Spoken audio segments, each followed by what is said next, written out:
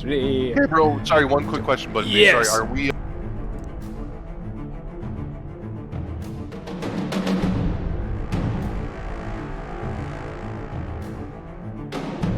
3, 2, 1. Oranges! So many oranges. So many Rashta. Hello, everybody. Clementine MVP. Clementine MVP. Hello, everybody. Welcome to AD D&D, which is, of course, brought to you by Animation Dingle. My name is Gabriel Galway, and I am your dungeon master this evening, taking you on this time travelling extravaganza. And these games are sponsored by Dakota Irish, and there will be giveaways throughout the stream. You can take part in these giveaways by joining in the chat. There should be pop-ups coming up soon. If you pop in tonight's bingo word in the chat and at Animation Dingle, you have a chance to win a giveaway tonight. So I'll just show you here our little fan art and giveaways thing we've got going. Well, thanks to Dakota Irish. So there are 2 dice giveaways tonight. We're going to have 2 mystery dice. So you can take part in the first giveaway this evening. And you have until I do a recap of last week's game to get your mystery bingo word in for the mystery dice. And then there'll be another giveaway at the break video. And so if you put in the bingo word during the break video and during the break video only, you'll also have a chance to win a second mystery dice from Dakota Irish. So yeah, go start typing in the chat now. That bingo word should be there. And as for the fan art that we've been doing, you are please do send in all your fan art. To send in fan art, you just put the hashtag AD&D in your post and at Dakota Irish IE and at Animation Dingle Festival. And you also have a chance to win some lovely prizes. Last week we announced this beautiful dice vault, and there will be an update on that dice vault situation at the end of the stream. So stick with us through the whole video tonight, and you'll find out exactly what surprises we have for you in store for the fan art giveaways. But more on that at the very end. That is now pretty much all of our little introduction summarized. So I will pop into our characters for this evening. These beautiful characters have been traveling all across the world of Gostar in hopes to try and save it from An Pháist, who is completely lost control and is sapping imagination and inspiration from the entirety of Gostar. And slowly and steadily, these heroes have been traveling from point A to point B to point C to try to stop that. I'll do a quick recap on everything that's happened so far. But before that, I'm going to have us introduce you to these lovely characters. We're going to start with yourself, Luke, playing Iridessa. Yes, Iridessa, thank you very much, is a cleric, and she thinks she's a dragon, maybe. We're not totally sure about that. She thinks she might be, pretty rich, but we're not totally sure about that. We know she has diamonds, that's for sure. But she's here to collect art and to support artists, and she's kind of the art collector of the group, if you will. And she's a bit upset now that An Pháist is gone wild, and she's a little bit concerned, and she thinks there may be something to do with her necklace that's tied to it. So she's even more keen to figure out what the heck is going on. Juicy stuff ahead. Thank you very much, Luke. We're going to hop over to yourself now, Gavin, playing Clementine. Hello. I'm playing Clementine, a fun, lucky, good-loving satyr who enjoys making flower crowns for his friends and guiding them through his lovable home plane of the Feywild, which we're sadly leaving. Sadly. but there'll be more fun places to More. explore soon enough.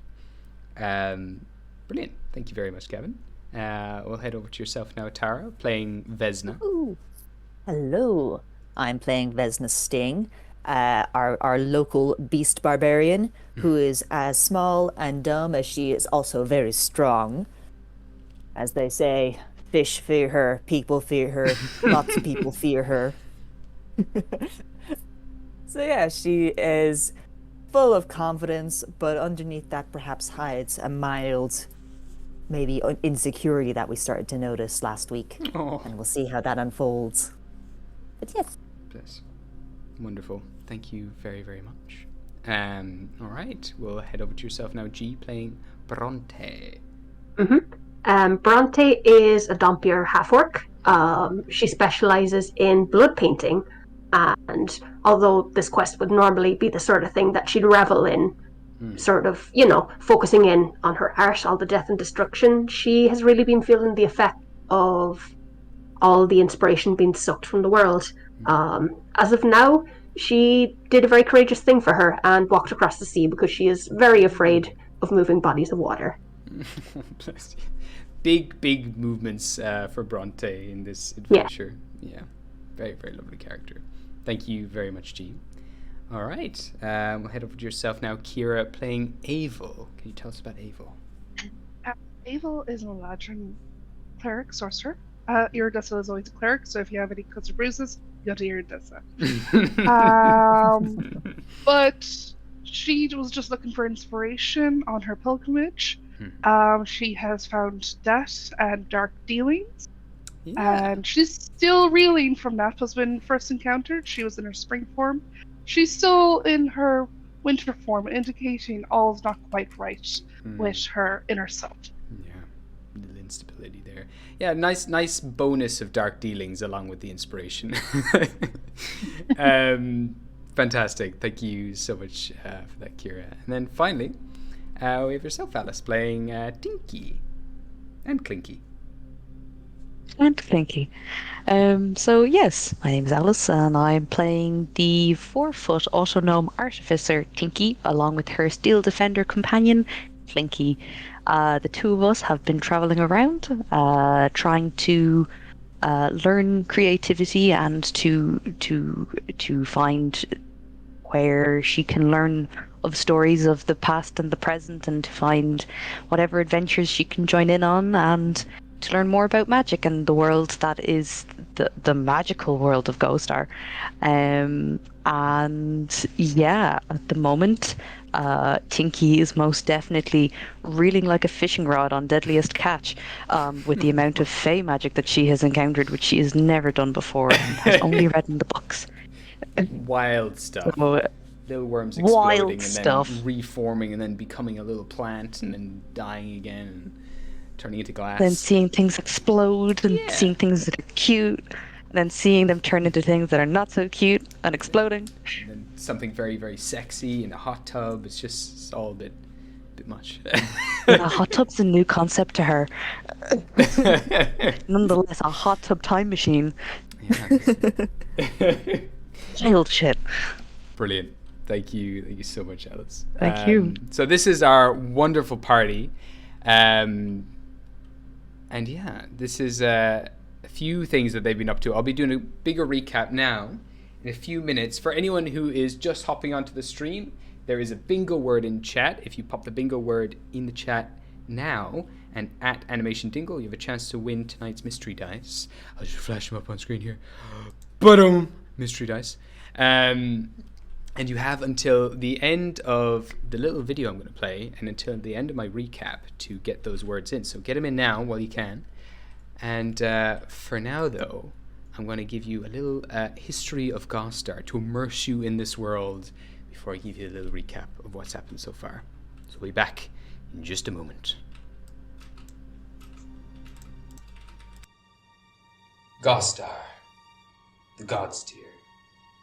The world of Gostar drips from the elemental chaos like a teardrop. And the further from the chaos that you travel, the more the world cools, stabilizes, and becomes livable. The gods created this world as a sanctuary, originally for themselves to escape the madness that is the chaos. But as they filled it with wonders, it became home to so much more. Gaia, the leader of all the gods, who molded this world, separated it into 6 distinct realms: Jotunheim, the Vale, Olympus, Limbo, Diu, and Kini. Each of which she left to her children, the 6 dragons of Gostar, known as the Phalors, to protect. Lucifer, the oldest of the siblings, claimed Diu, the fiery land full of rare treasure, gemstones, and gold. Tyr, the white dragon, claimed the frosty mountainous realm of Jotunheim, building impregnable fortresses to encircle his own castle, built into the biggest glacier he could find. Cain took over the stormy realm of Olympus and helped erect entire cities into the skies. Abel governed Limbo, a land warped by millennia of psychic wars. Lilith took over the Vale and tended to the delicate ecosystems of the magical and natural world. And then finally, Titus, the runt of the litter, was left Kini, a wasteland of undead, monsters, and eldritch horrors, a land where few humanoids can be found, and any you do meet will not survive long. The dragons eventually warred, like all rulers do. Abel fell to Cain, Tyr was mortally wounded, and those that survived were hated by mortals for the destruction they wrought. The Phalors were pushed back into the fringes of society and were eventually lost to the fog of legends and time. But that does not stop them from interfering with mortals' plans, for the threads of fate weave ever so tightly on our heroes who stand and fight the chaos that threatens to consume.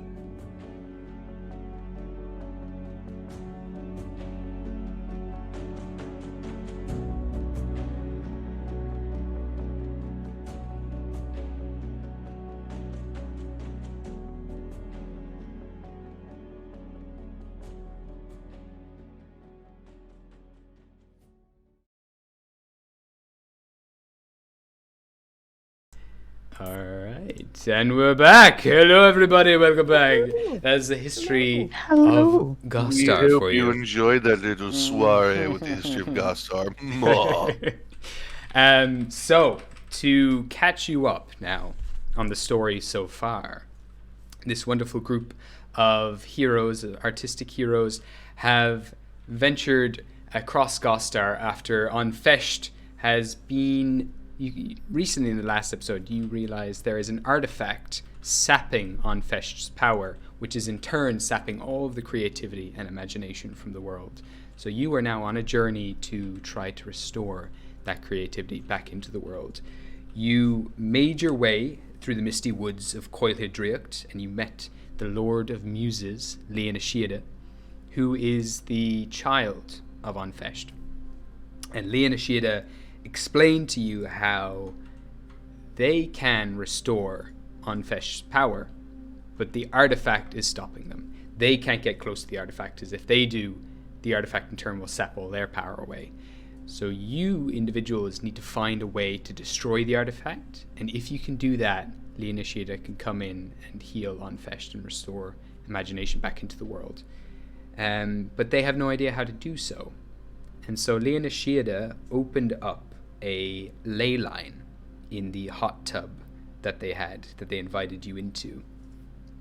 And this ley line opened up a portal back through time, and you've now been sent by the Lord of Muses back through time and space to find out exactly how to destroy this artifact, what it is, who's created it, And so you've been sent on your way to do so. You're going to be sent back to the furthest point, the most important point, far back in time, and then from there you'll have to find a new ley line to continue traveling forward through time, back to the future, and back to the location you want to reach.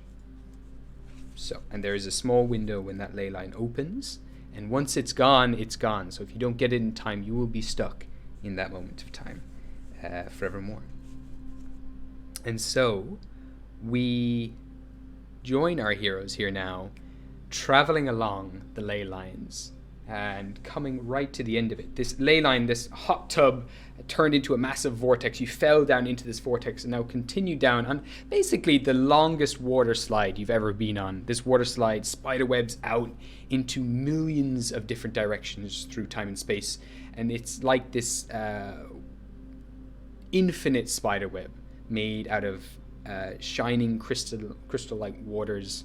And you are naturally guided along the right path that you need to go on, thanks to the Lord of Muses.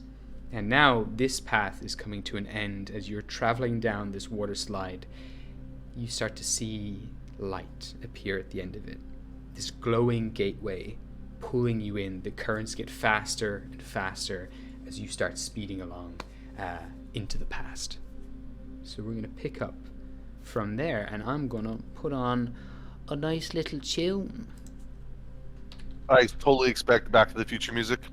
Who you listen to? I wish we could. I'm sorry, Gabriel. There's a standard now. Yeah, we have to reach now. We'll see what we can do for the live event when that kicks off. Yeah. All right. So we're basically on a big slip and slide. Yeah. With hot tub sexy water. hot tub juices. Never getting too cold. And surprisingly, you're soaked through, but not uncomfortable. There's something about this water as well that has restored all of your bodies, has brought back all of the energy to you magically and physically. So you have taken the benefits of a long rest by traveling along here. But yes, you're on this jacuzzi slip and slide heading into the past right now. The gateway is ahead of you, and if there's anything you want to do or say before you end up where you're going to end up, or if you want to prep anything, now is the time. Nessa's just arms in the air as she's just kind of getting tossed around by the water because she's so lightweight. She seems unfazed by this. Bronte's probably going to prepare to stick to a wall via spider climb if we go down a drop. Yeah, you got it. So you've got that prepared. Is there anything else anyone else wants to prepare? You know when people who skydive are stretched out and they hold on to each other's hands as they're spinning? Yes. That's what Tinky and Clinky are doing. They're just both holding on to each other at the moment while just going with the ride. Oh my god. Love it. That instantly, every time I think of that, I think of the first Power Rangers movie that opens up with them all skydiving. I don't know if anyone's watched it, but I watched that movie to death. I love it so much. Oh, hell yeah. But yeah. That was such a nostalgia trip right there. Beautiful. Wow. So the two of you, surprising That's as well. Perfect. You are, in that same action boy now, action girl now, or whatever songs play in that movie. Totally playing right now. Surprisingly, this water as well is extremely magical. Obviously, you float right on the surface of it. Being the metal contraptions that you are, you don't sink. It glides you gently in the direction you need to go. All right. Is there anything else? This is what it's like to float. As we speed down the water slide. Float like a butterfly, sting like me. Swims Just gave me whiplash there. Beautiful. So the pace continues speeding up again and again and again, and eventually you find yourself traveling horizontal and then suddenly vertical, straight up, as if coming up through the surface of a pool of water. And as you do, you splash out through the surface and you find yourselves in a pond, very small pond, just barely big enough to fit all of you in. As you begin to clamber out and take your bearings, you find a sleeping individual with a boar, a cooked boar, half eaten, under his arm, cuddling like a bit of a hide and just kind of squirming a little bit in his sleep. And as soon as you all splash out of the water, this guy wakes up, 2 eyes wide and wild. They are these tiny irises inside his giant eyes. This man is about 9 foot tall, rippling with muscle. Every sinew of his muscle is visible. He's smothered in tattoos, covered in hides and old leathers, and he just stares at you, making eye contact with each and every one of you. His eyes are blood red, and he slowly brings his hand over towards a spear off to the side. I mean, we're not going to stab you, so why do you have to stab us? Give me No stabby big guy. Give me a persuasion check, Bronte. Sure, I will try my best. Let me see. Can I Plus one to can I that. aid her? Yeah, the pair of you hopped in there, so Bronte, you can make this with advantage. Yeah. Does Iridessa have more to a persuasion than a +1? I think so. Probably. She's a +4. Oh yeah. Do you want to how about we each roll 1? Okay. Alright. I'm down for that. That is a 12. That is that's a 21! Nice. 21. Ooh. With that, the giant of a man grabs a spear, is ready to throw it, and then relaxes. Lads, how the fuck do you come out of the water like that? That's a fucking tiny pool. No, there's no way you could have been hiding there now for the past 5 hours. What's the story there, huh? You all wizards or some shit? Iridessa looks around. She's like, "Do any of you speak half giant?" I'm speaking plain common to you, like. He's talking normally. What? I mean, If I it was don't half speak giant, half I couldn't French, but perceive it. I'm a wizard. Are a lot of you fairies? Is that the story here? I'm a fairy. I knew Sticks a it. hand up. I knew I'm it. not a fairy. I Points fucking of hate business. She is a fairies. fairy. This is true. Listen, I'm not The a mean Clementine's fairy. actually a fairy as well. I'm right. actually not a fairy, I'm a satyr. I can tell with all the flowers. Yeah, You smell like a fairy. tomato. It's kind of presumptuous and a bit racist, but I'll take it, I guess. Sure, like. What do you know What's about that even mean? fairies? That's a big word now for me. I know everything about fairies. I know they'll steal your shite, and they'll put you to sleep, and they turn you into frogs and newts. I mean, I don't think I can do that. I could stab you real good, but wrong. I can't do that either. I can only put someone to sleep if I punch really hard. Are you Right. I mean, sure that though? makes sense, but I Right, didn't know someone could do right. that. Listen now, here. You've got 10 seconds now to explain to me why exactly you're here and why you don't want to steal my pig. He takes We a don't bite want out to of it. steal a pig. Pig? You can have a pig. I What? mean, Hold on. Maybe we start off on the wrong foot. Maybe we should introduce ourselves. Right. Right. Go on. My name's Iridessa. This is Yeah. Clementine. Right. Clinking Tiki. Okay. Bronte. hello. Vesna. I... Abel. Hello. And you are... Is that a talking shield? And he points to Tinky. I mean, I can be. I haven't tried it, but I can be. Fuck are you anyway? And he kind of starts to crawl over on all fours, kind of like Tarzan style, making his way over, kind of sniffing all of you individually. You're made of pure metal.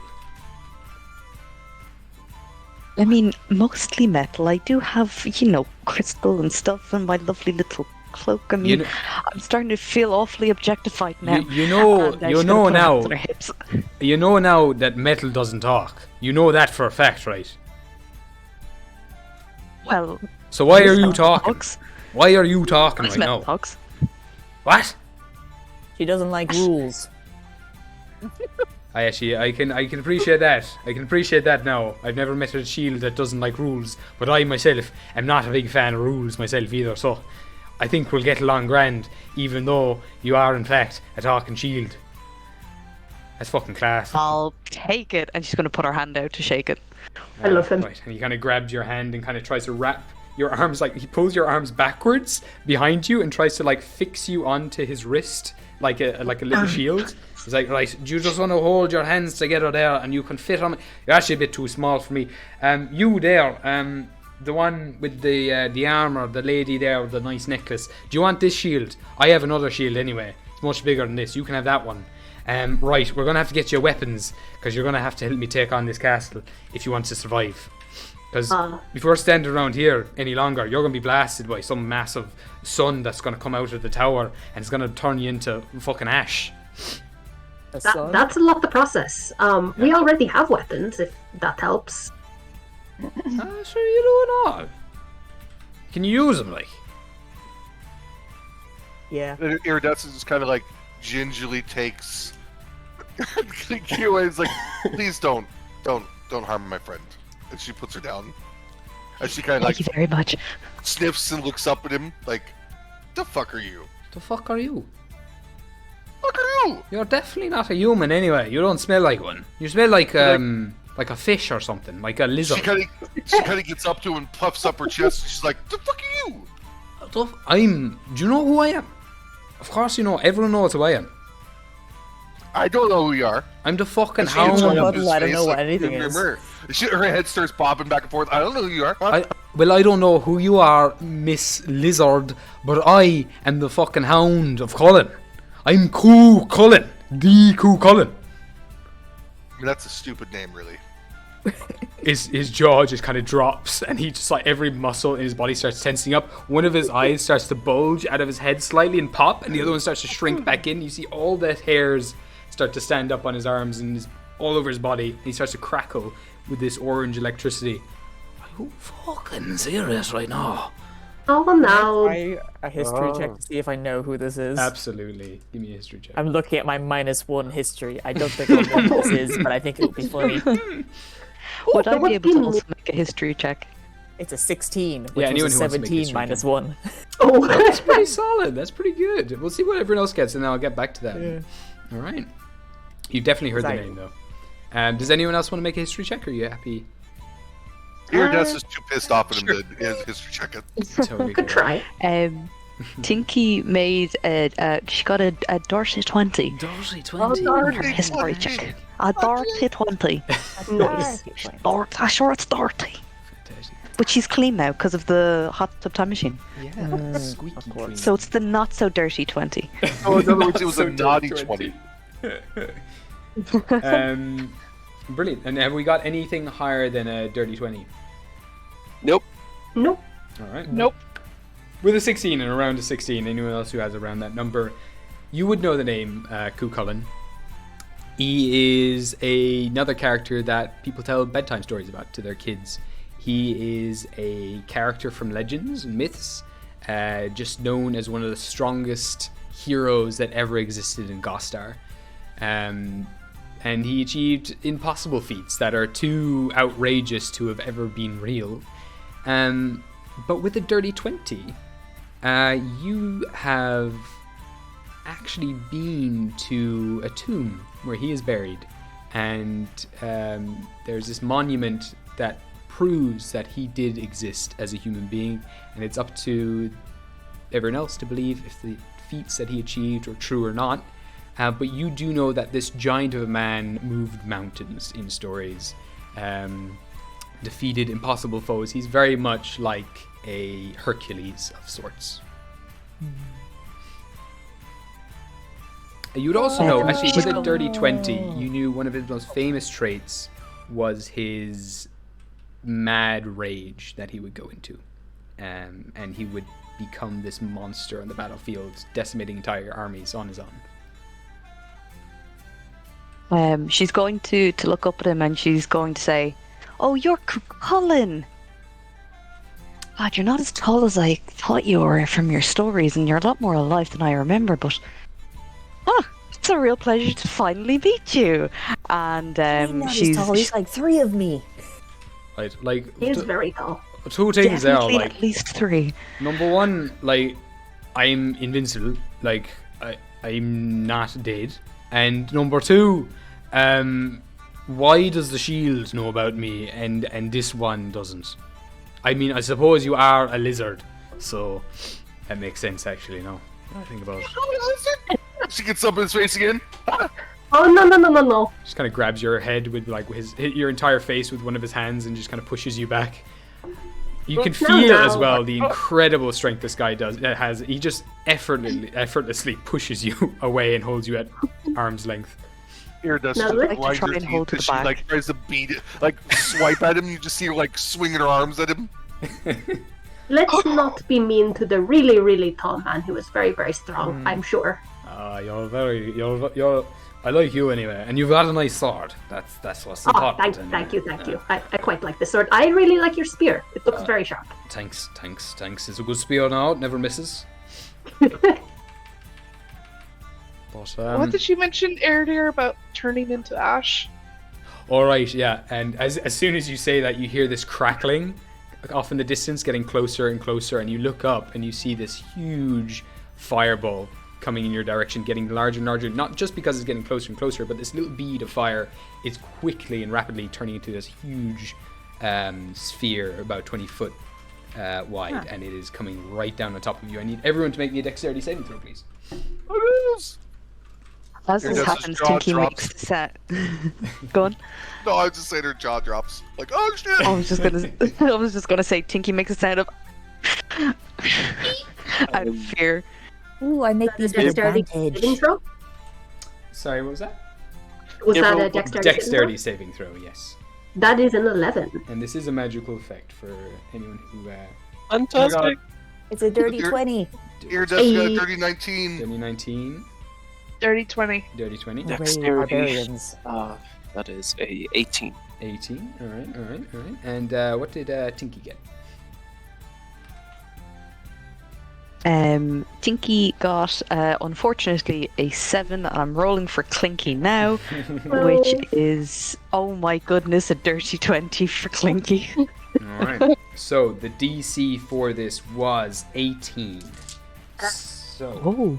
Oh, Ooh. anyone who got lower than that is going to take. Ooh, that's a lot of 6s and high numbers. I'm Oh, sorry, no. everybody. I'm sorry, Christopher Robin. I didn't mean to decimate you with fire. You know what this? Do you know what this party needs? More fireball. More fireballs. We need to. we're judging I- So, anyone who got lower I than completely forgive you. anyone who got lower than 18 takes 28 fire damage. Anyone who got above that takes 14 points of fire damage. 20. Chulainn shrugs it off like it's nothing. So I'll just be marked down here. Just out of reaction, as Clementine gets hit with that, some of the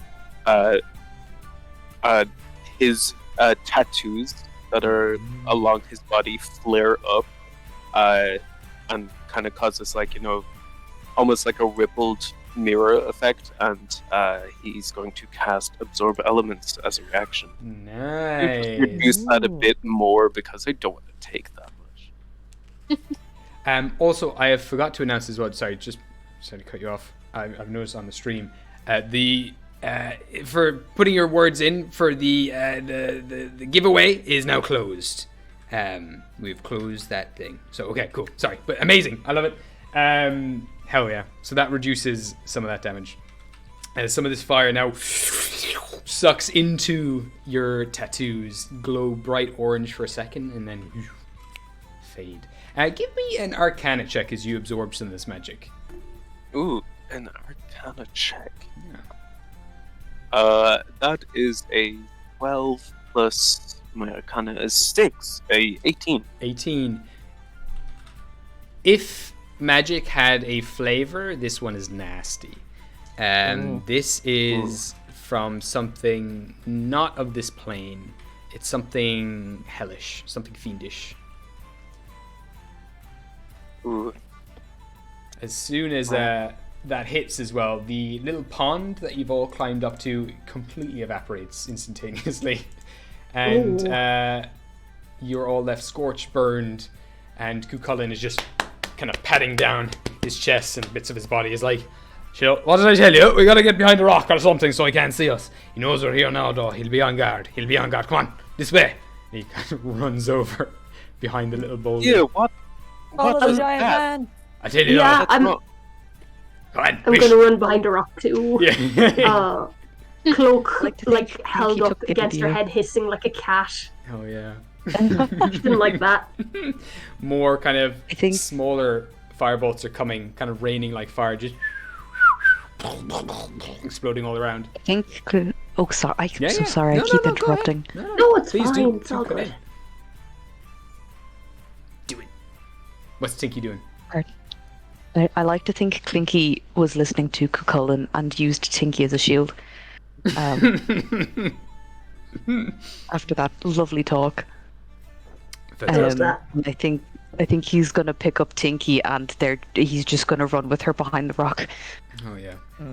Yeah, That's Vesna gonna be- immediately flies behind a rock as well, following the quote-unquote giant man, hiding under him too for good measure, Got it. There you go. because I can. Because you can. Is everyone else heading over? You all dash over, I assume, or is there anything you want to do? Check out what's over there. Yeah, I'll hide behind a big rock. Got Sounds it. like a good plan. Cool. Iridessa like pats down the fire off of her clothes, swearing, stupid. And she looks up where the fireball's coming. She starts shouting something in a language less anybody speaks Draconic. No. No. I think so. Yep. Nope. So you can't understand what she's saying. She That's starts perfect. shouting shit. You do see, as you do look up in that direction, you're on the side of a mountain, and up towards the kind of steeper part of it, there is a fortress, 4 sides at the base, and then it is kind of cylindrical all the way up from there. It's this tower that is constantly revolving slowly, and from each of the small slits, arrow slits, different bolts of fire are being shot out. She's going to dodge, use all of her action to dodge, and just move behind the rock, but not like fast. She doesn't want him to think that she's scared or anything. She's just like, and she's like stomping over, like. Same here. Gonna move all the way. Cool. All right. So huddling now behind the rock, firebolts kind of start to die down. He kind of takes in a breath. He's like, "I told you, like, he's mad. He's absolutely mad. This one." But like, who is he?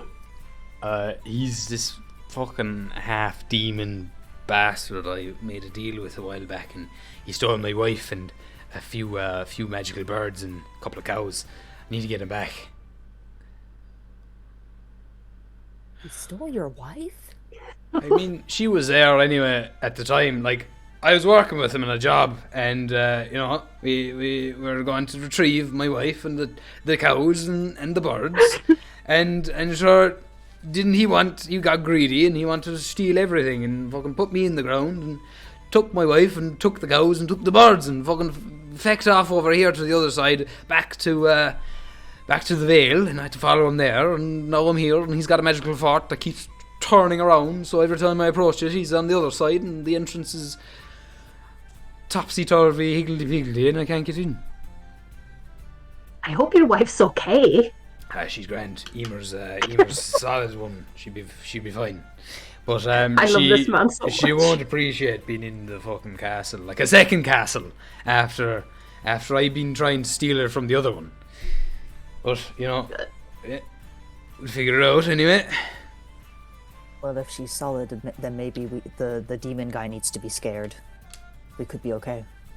Yeah, I think he is probably. That's probably why he's shooting the big old fireballs. He knows who I am, like, and he knows I'm fucking fuming anyway for him putting me in the ground like I'm a fucking peg trying to peg in a tent or some shite. Right. I'll admit it though, like, I've got tactics, like, but when it comes to magic, like, fuck if I know anyway. All I know is I've got this magical bracelet that he gave me, and it can disenchant shit. So I'm hoping I can get close enough, shoot it with the bracelet, and then get inside. But every time I try to get close, like, he fucking blasts me again. This guy has no weaknesses. He has no weaknesses. Revolving thought. Who would have thought? How does that work, not having any weaknesses? What? It basically means, like, I'll forgive you now for not understanding that, because you're a shield. But, like, basically not having weaknesses basically means you can't be beat. Like, you can't. What's Is he weak his to death? name? I mean, this guy, I've been That's an told, option. like, he dies, but he, like, comes back. Oh. Yeah. Could you tell us what he's called? How strange. He's even stealing my name. Like, he's Coori and I'm Cool Cullen. So he's even taking the first part of my name. It's a joke, like. He did that just to piss me off. He was like, I'm the king hound. You're like fucking just a hand of a hound, but I'm actually like fucking wordplay. What does he look like? He's weird. He's like fucking weird. Like, he's like green, but he's not like a goblin because he's got like hair, and he's not like a furball, or he's not like what do you call them? The other goblins that are really tall. They're like not they. Hobgoblins? That's the one. Like, yeah, he's not like that. He's strange. He's very weird. Like, You said he was half demon. yeah, everyone calls him the half demon sorcerer. How much would Bronte know about half demons, having lived in Guinea? You can give me either an Arcana check or a History check. I'll go Arcana. Yeah. That is a 6 plus 6, that's 12. They come in a whole range of different types. Like, you've got tieflings who are typically long descendants of either demons or devils, but also descendants of potential Feylords. But then you've also got other monsters that exist in Gostar. This one rings no bells, but you would pick up the name Kuri, which you have all heard not too long ago. You're not sure if it's a the title. wizard guy, is it? Yeah, you would definitely ring some bells. It's been a few weeks since you heard it, but I Tara have good memory. Vesna would not remember shit. But with a 12, it could be a whole variety of different half demons. There's so many. Oh man, does he have like pointy horns and a tail, or? No, he's not like a regular demon. They call him a demon because he's fucking weird. Like, we wouldn't know what else to call him. Like, he hasn't got the horns or the tail, but he's actually no. One time he did have a tail. Now, when he put me in the ground, he had a tail, and he had he kind of looked now a bit like a cat. Yeah. A cat? Yeah. Cat? Like You his can eyes definitely- were cat-like? No, like, his whole body turned into a cat for a second. I swear to you now, I'm not joking. He turned into a cat for a second, like a really big cat, like a really, really big cat. And he put me in the ground, and then he turned back. It was just a moment, but my eyes are like a hawk's. They see everything. Nothing goes over my head. Probably a magic thing. Mr. Cucullin, I think I don't think it's a demon that you're going after, like you said, but from my time adventuring, Right. the best word I'd ever come across that matches this description that I've heard from others is called a bollocks. Bollocks. Not a demon. Bollocks. I think that might suit a bit better. Right. That's a good word from now anyway. He's actually going to roll an intelligence check, see if he's actually catching on to that. You see, there is a I'm moment glad to have had an influence on him. where there is a pause, and you just see his grin start to split his face, and he just grabs you by the head. Like, your entire body he just grabs in his hand and lifts you up, and he's like, I'm keeping you, like, you're why don't all our weapons and shit talk? Like, this is fucking class. And he puts you on his shoulder. Right. What's your For name, once I Shield? feel positively objectified. Tinky gets to ride the my big man. name is my name is Tinky. That is right. That right there is my companion Clinky. I'm more than a shield, Right. and he's more than a hunk of metal. Fair enough. So what are you then if you're not a shield? I mean, you're a bit Or more magical metal, I guess. magical I metal. think that's the best way to say it. Magical metal. That's easy to remember anyway. I'll remember that.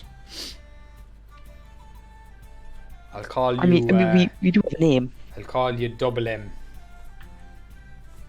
Nah, it's too Double long. I'll M. call you Tinky. That's much easier. Fucking. Yeah, I think that's a bit better. I like the sound of that. That's a good one. Yeah. Right. So, I know fuck all about magic. Of course, you're a magical shield, so you would know about magic. Does anyone else know about magic? I mean, sorry, magical metal. Magical metal. A little bit. No. I mean, I am a bit of a wizard, I guess. Right. I have studied some. So, what's that mean anyway? What's a wizard? Oh, Did you accuse us of being wizards when we came here? I mean, I meant it like a figure of speech though. Like I didn't think a wizard's actually like a wizard's just someone who fiddles, just weird like kind of like a sorcerer, but like not magic, just like someone who does cool shit. They're wizards. Iridessa like loudly rolls her eyes. Oh God! Why? The bigger they are, the dumber they are. She says. That's me. Oh, It's the fucking big me. guy. I'll tell you now. I mean, How if do you that's explain me logic then, works, huh? I'm smart. I'll tell you now. I'm dumb and small. You're There- smart. You're there- smart, Vesna. Smarter than he is. There's nothing wrong with my senses. I tell you what, and I can speak for days. I am far from dumb. I've got the loudest voice in the entirety of Gostar. Iridessa just kind of looks. Why don't we just go up and talk to this guy? Maybe we can work something out with him. He just shot the firebolt at us. I'm not sure if I want to aiming talk for to this him. big lout, not at us. But why would we have been sent here if not to do this? I guess. Oh yeah. I that's mean, right, we were he sent probably here. has something that we could get off him. Hmm. Maybe he knows where the origins of the artifact came from. Hi, Maybe. Dingy. Hello. Hi, what's a lout? You don't need to know. It's okay. Grand. Don't worry about it. Don't worry about it. It It's a means something. compliment. Don't worry about it. Yeah, I feel good. Yeah, probably like. Don't worry you're about it. Fucking huge or something. Uh, Loud. That's what they sure. meant to say. They meant to say loud. Yeah. You're quite loud. You're a big man. You're a big man. You're loud. Yeah, grand. What are you talking about Don't worry anyway? about it. What are you all blabbering on about with this figuring stuff out? Are you friends with him? No, we came here from a different place Right. because one of our friends has a problem with an artifact that Right. is kind of disrupting its power, and right. we Classic. kind of come here to try to see if we could find a way to get rid of it, and that kind of thing. Right. God asked us for help and sent us Yeah. back. And now Kind we're of sent here. us here, and now we're trying to. I mean, it's probably you. You could probably help us, or could be up Probably in the the thing. tower. I mean, The tower We seems can't very big and trust this obvious. big guy. He freaking immediately started trying to use Tinky as a shield. I mean, it's good to have a target for the fireballs while we get up there. Oh God, that's I mean, a great It did idea. already Yeah, happen let's once. definitely let him go first. I was actually If gonna a say lot of people we let came the out of lizard go water first at me, because I'd get scared. lizards are notoriously famous for being immune to fire. So I'd say we send the lizard. What lizard are you talking about? You're the lizard. No. Yeah. Yeah. I'm not. Yeah. I can smell you, like. You're like, You smell like. Jerom's like, what? I Calling can, me a lizard. I can smell the scales off you. It's get, it just starts getting madder. I love how you sound like a dog where you're I can just imagine her literally going to herself. Just like grinding her teeth. Like, My dears, I think all of this arguing is eating away at our daytime. I think we should argue and walk. That's a good. How Or good is the kind of wizard's zigzag eyes? serpentine. Because I can make myself small. Sorry, Clem. So as you're Anyways, gonna go, I'm also thinking we should start running, probably, instead of walking. how about one of you walk out and see if he shoots you as well? Or maybe you can like draw all the fire and we'll sneak in and do something. 'Cause you're the loudest man in Gostar. I am pretty loud. I'll walk out alright. because I'm small. You can give me a persuasion check, Neville. Oh, I wasn't being serious. While this is going on, may I ask how far away is the castle from where we are? It's several hundred feet away. Oh, beans. Okay. I So roll I 50. can't catapult her. You're kind of like towards the base of the mountain, and this is at the top of the mountain. An uphill battle. Okay. In the meantime, I might start to charge my Find Familiar, although it won't be ready for a while. Yeah, absolutely. Actually, yeah. Did Lexi make it through? Yeah. Lexi though. Shit. Since the An Pháist, Lexi's being kind of still a statue, I believe. I might have got that wrong, but I think I don't know if you've brought them back or not. Have you? Oh crap! Did we? I don't have any memory of you trying to bring Lexi back. Tisk tisk. Oh my god! But they're still, they're probably still in their statue form again. Oh yeah. Okay. Well, I think that's what Iridescus is going to be trying to do right now. Yeah, I yeah. need help, Lexi. This big Uh, wolf person is irritating the crap out of me. I got a Clementine. 22. Well, you got a 22. Yeah. Ooh. All right. Well, I've plus 7 to my persuasion, so. Yeah, so Yeah. with that, everyone's kind of like starting to prepare themselves, and he's like, just points at you, is like, yes, that's the savage plan now. You get in, I'll make the distraction, you sneak in while I'm roaring my head off, and then you open the door, and I'll hop inside. Sounds like the beginnings of a great plan, but we got prep work to do as I see everyone busying themselves with awakening Oh, familiars jeez. and different things. Classic. Because prep work is important for a great plan. I don't know now about that. I think the element of surprise is definitely like up there in the top 3 things anyway. I Clementine, like this guy. Hello, my dear. is your butterfly still okay? My butterfly is it's still at home. I haven't had the chance to Oh, so it looks like call we're it all forth. at the Find Familiars right now. I mean, yes. I mean, I kind of just it kind of depends. I kind of just asked Faye to lend me a friend, and I kind of just receive what I'll receive. So Oh, wow, so it's not like one particular familiar, it's just like a rotation? more, it can be. It just kind of depends, really. I might ask for a different type. They might give me one that kind of fits what I'm looking for. Oh, that's wild. I only have the one. Baphomet is the only one I got. Have you ever tried to make Baphomet like a different creature? Baphomet is perfect the way he is, you'll see. Oh, I know, but I mean, have you ever tried to make Baphomet a like spider? Big, I like, haven't, but let crawly, me tell you, like a the animal building. that he is like really good at annoying people. It is the funniest thing. So I keep him as he is. Okay, I am unfortunate. Yeah, no, I don't currently have my familiar with me, but That's I okay. will try to get him back. I am just going to charge my 5 familiar in the meantime, and when he shows up, he shows up. It takes an hour, so we'll see. Same here. I will Like an hour? do the same. Yeah. Okay. So is there anything else anyone else wants to do during this time? Let's not have a Does damn nap. anybody have mending?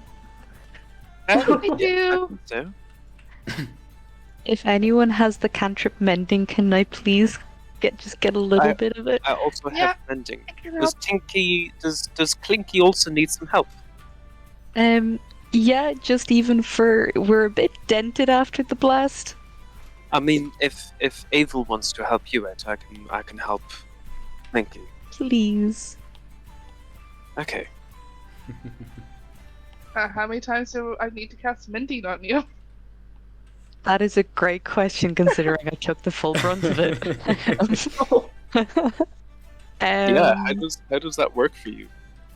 Yeah, so it's I just want to get it here. Yeah, healing machine. If mending is cast on me, I can spend and roll a hit die to regain HP equal to the roll plus 2.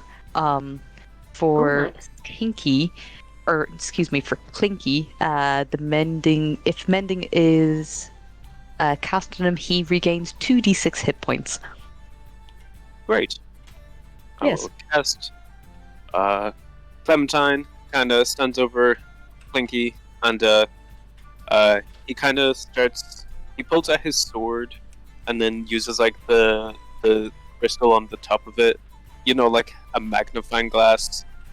And he's just kind of like sticking his tongue out, and he's trying to like weld the like razors together. Like he's like superheating the metal. Nice. Like one of those magnifying glasses on like a piece of paper with the sun. I love kinda- that. Ooh, I like that. I think Clinky can take maybe 1, because it's 2d6, or he can get 2. I think Tinky may need a minimum of 2. Yeah, no, I'll do that. And if anyone needs cure wounds, I have cure wounds. I mean, if we're here for an hour, Vesna will just have a short rest. Yeah, you can absolutely, Yeah. if you want, have a short rest here. 100%. She like watches it intently, Perfect like rest. watching the magic in awe, and then like you just kind of watch as like her eyes zone out as she kind of drifts off mentally, but her eyes are kind of still half open but looking away distantly. She just zones out. I'm gonna take second wind, and then I'm gonna take my short rest. No problem. So that would be 2 plus 5. That's 7 HP back. Coolaboola. Awesome stuff. I'm going to make a confession here. Your familiar, I thought I had uploaded it already, and now while you're all having your short rest, I am quickly making the, It's okay. the familiar. I'm like, fuck. So I'm quickly doing that on Procreate. And I'm just going to drag it in. Don't worry. We just use random like creatures in our games. yeah, We're just like, yeah, that'll do. This is not, it's not going to fit in art style wise, but it's okay. It's That's okay. okay. But I just wanted to apologize. So keep stalling. Keep going, guys. Well, Avel's gonna fix up Tinky, and as she is putting her hands all over Tinky, it's like, I'm so sorry for invading your personal space. I'm so sorry. I'm so sorry.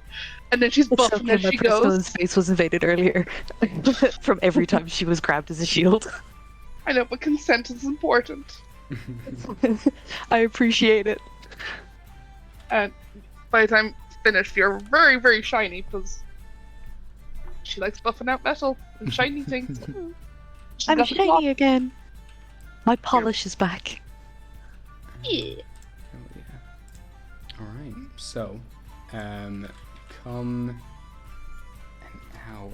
Let me see if this actually works. If I can actually just drag it in, or not. We'll see. We'll see. This is gonna be an experiment. I think I've done it once before, so let's see if I can do it again.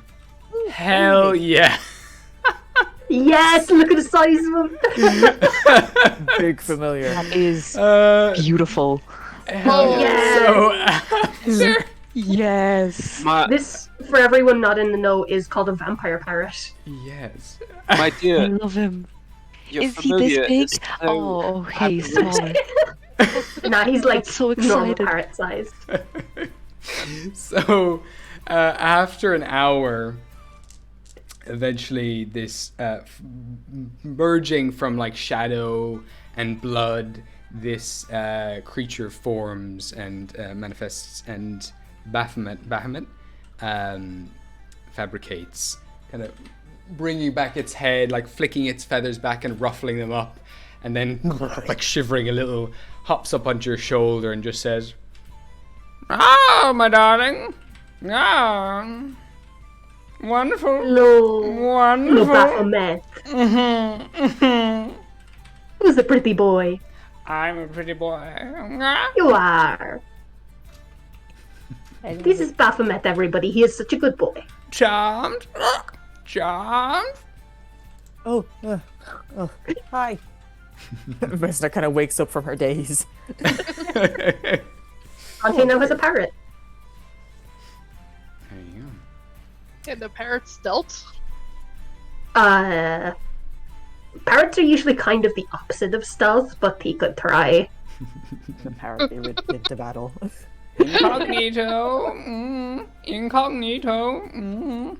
Yes, incognito. You're doing great. I'm He's doing loving so the good at his work. personality right now. Now this is Vesna.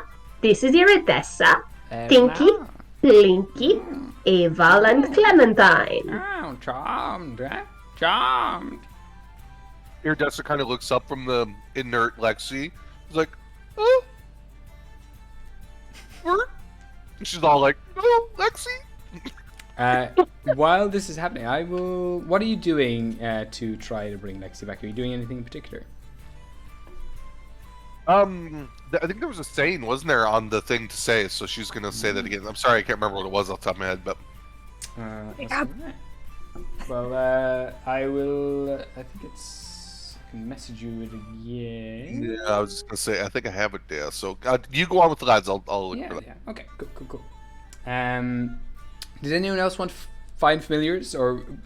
Me. You did. Yes. Beautiful. So, from that beautiful motes of light start to form around, form into prisms that radiate rainbows in every direction, and eventually your beautiful butterfly, crystalline butterfly, forms in your hands.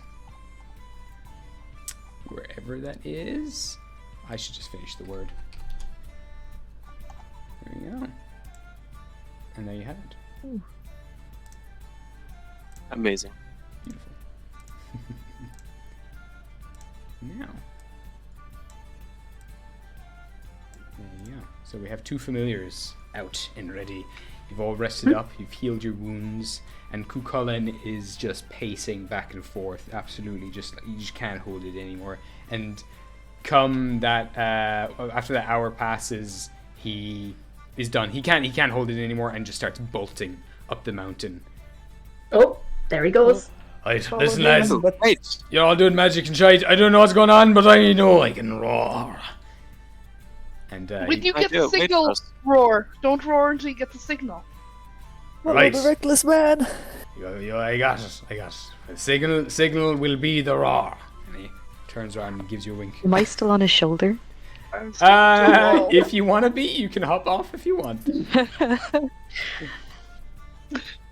You know what? I think she's just gonna hold on for dear life, and she's gonna tell Clinky to stick with the others. Amazing. All right, so I think, yeah, it's too late now. he starts bounding and eventually leaps up into the sky, lands on the giant boulder, hunches over, kind of like a wild animal, reels his head back, and as he's about to roar, he just kind of gives you a small whisper. He's like, "Oh, how's it going? I'm going to roar now. You might want to block your ears if you have any." And with that, lets out the biggest roar that you can feel booming through your chest. Rocks start to crumble off the sides of the mountain. Animals start to flee. Birds start to shoot up out of places you didn't see them in before. And shockwaves erupt from his mouth, heading straight for the tower. There's a pause. And then you start to see the flash of orange coming from inside the tower. Another firebolt heading that way. Alright, come at me, boys! What's everyone else doing? I think it's time to run! Yeah. We're running. Me, I send Baphomet ahead Okay, just to scout. you got it. Do you want to give me a stealth check for Baphomet? Baphomet? Yeah, sure. Let me get Baphomet's stats. Here I go. Alright. I love him. Okay, Baphomet, how stealthy are you? Are there parrot stats? I could grab Hawk stats. I'd say that's like the closest I got. Fair. Yeah, absolutely. because I know I can be a giant hawk as a druid, so I assume, yep, here's the stats. Stealth. That'd be Dex plus 3. Perfect. That is a 14 plus 3, that is 17. 17, yeah, no problem. You can dash off in another direction. Seemingly unseen, these darker clouds are starting to form now and gather, and Baphomet goes up into the clouds, stealthing. Beautiful. All right. So, as for the rest of you... Oh, and... So yeah, it would be the same thing. Yeah, you think maybe you can try say the words again, but just for yourself, Luke. She will do that silently as she runs. Yeah, okay. So you can whisper whatever words. Anyone who wants to can try to listen in if they want to, but you're all running at this time to the other side of the mountain. I'll get everyone else, if you like, to make a stealth check. If you make stealth checks, it'll be slower to get up the mountain. But if you want to dash and go ahead, there'll be no stealth checks, and it's just kind of a Iridescent again got no stealth. Iridescent running. You're running? All right. She's just like, Vesna could stealth, going. but she's very She's fast, so running. she's just flying. Okay, She's got, so like, we got 2 50 runners. foot movement. Yeah. I'm going to stealth. I rolled an 18 plus 4. Okay, cool. So we got team stealth, team Didn't reckless. pick mobility feat for nothing. putting all my action into dodging.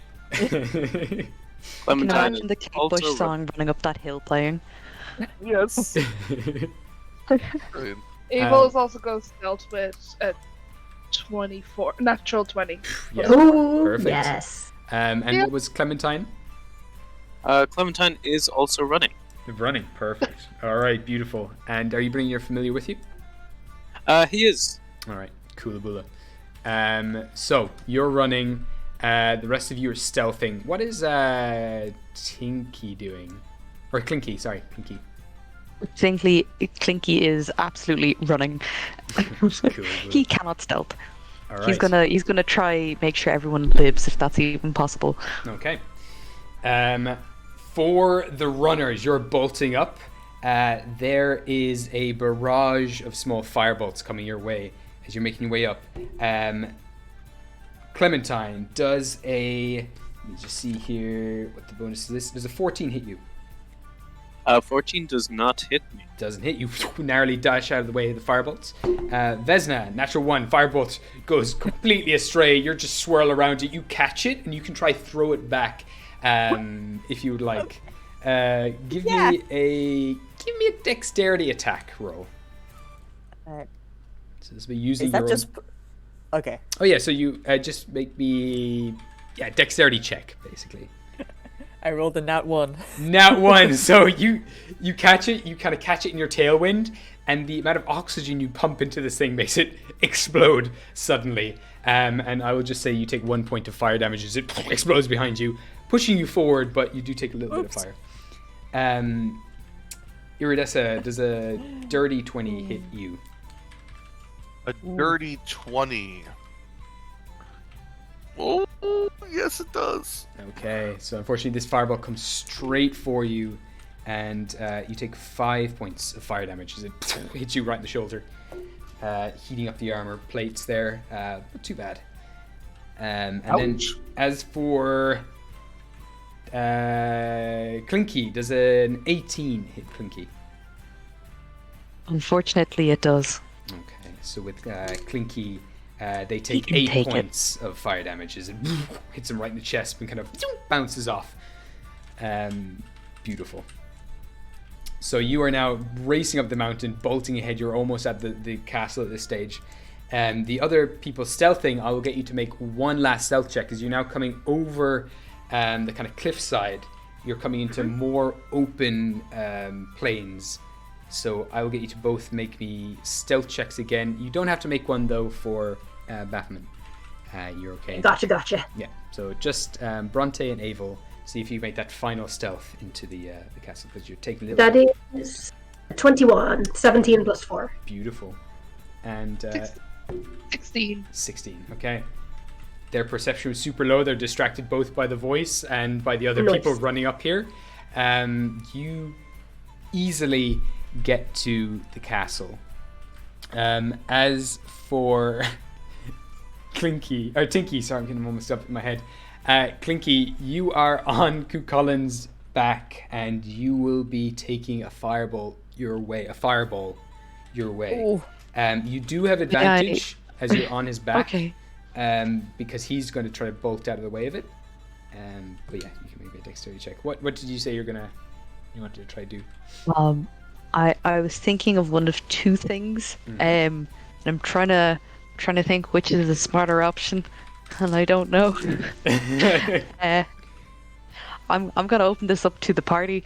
Should I cast heroism on myself, or should I vortex warp us out of the way? Okay. Can you? You can take him with you. I'll just bloop him underneath. Get out of I like bed. that idea. Open Yeah. it. All right, so you're what are you doing? Yes, so what Tinky is going to do as she sees the fireball coming our way, and this man is not moving. Why is he not moving? She's going to panic for a second, like, oh shit, he's not moving. And she's going to reach into her pouch of many bits and bobs, and she's going to very quickly pull out like 2 gears and a screw and a nut and a bolt, and she's going to like kind of click them all together, and she's going to go, oh god, and she's going to kind of like screw them together, and she's going to then take another cog, and she's going to drop the little trinket that she made, and she's going to drop it between Cuchulainn's legs, just underneath him, and she's going to throw the cog forward, so that it just goes flying forward. I believe it has where is it? The range is 90 feet. 90 feet. That's pretty cool. Yeah, hell yeah. Yes. So yeah. All right, so I'd like to bring him 90 feet forward. Yeah, you absolutely can. So you kind of with all your gears, chuck one off in the distance, and he's just there with his hands on his hips, laughing like, yeah, come on, boys, let's go. Arms outstretched now, ready to take the firebolt, and then he's 90 foot ahead of himself, and looks around. Did I do that? That was fucking class. I did say I'm a magical shield. That's right, you are. And he turns around to see this burning inferno behind you. You avoid 32 points of fire damage. Oh my god. He just stands there chuckling. That was class.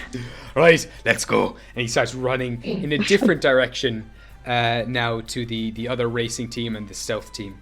So you're attacking now from 3 points. I will roll a d4, and this is going to be the side that will have the entrance to. So I will need each one of these teams to choose a number for me between 1 and 4. Depending on what you get, that's the side of the building you're going to be at. Oh, what do you think, Gable? I like 3. 3's a magic number. Yeah, 3's good. We'll go 3. 3 of us too. Yeah. Yeah. Nice little combo. All right, so number 3 for 3 of you. How about team running in? Ooh. Hmm. What number? I don't know, I feel like either 1 or 4 might be no harm, but I'm open to suggestions. I like the number 1. Okay. 1 is the loneliest number. All right, Amazing. Tinky. 4 or 2? Which one do you want to go for? I'm not gonna lie, I felt like Cuchulainn would make this decision for me. She's probably gonna turn to him and say, 1 or 2, mate. 1 or 2. What are you talking about? This is completely this is a question the DM is asking. Like, it has nothing to do with you actually choosing a side. This is just entirely based on the luck of the situation. You just got to pick a number. Go on, take it away. I believe in you. The DM. What the fuck is the DM? 1. One it is. Oh, you can't wait. Wait, what? One? What? No, it's 2 or 4. Oh no. I don't know. I just rolled a 2, so we're going 2, boy. Number 2. All right. So the castle, the tower that you're racing towards, is constantly shifting, constantly spinning around. And by the time you get there and you reach out towards it, you all will now end up on different sides of this tower. So, I'm gonna copy you all here and bring you over to this one. Let's go. There you go. Let's go. Right. So, Oh, it's got a grid. Oh no, not the grid. So we had. The grid of doom. Everything Ooh. but 4. So you would kind of be over this side. It doesn't really matter, but you'd be this side. You'd be this side. And amazingly, Chulainn and Tinky are right at the front door. And you just see him kind of racing up. The two of you come on either side of the castle, and he just gives you both parties like thumbs up. He's like, "Savage guys, nice plan. I'm going in," and he dives straight into the front door of the castle. Oh yeah. You hear Tinky screaming as this happens, so you hear ah, because it quiets as he goes in. Yeah, you kind of bust through the stone doors, smash them completely, and the rest of you, in that moment of hesitation as the thing is still turning, there is an opportunity for this wizard or sorcerer to throw some bullshittery at you. Throw some shade at us. Throw some shade. Darn. So Probably fireball. I mean, he's I'm the creative only one individual. old enough to have watched Willow. Willow, you idiot! As Tinky runs in. Tinky, you idiot! I mean, I was born in '98, so when was it released? Well before you were born. I mean, there was the TV series. We Or won't there's talk the about when series. it was released.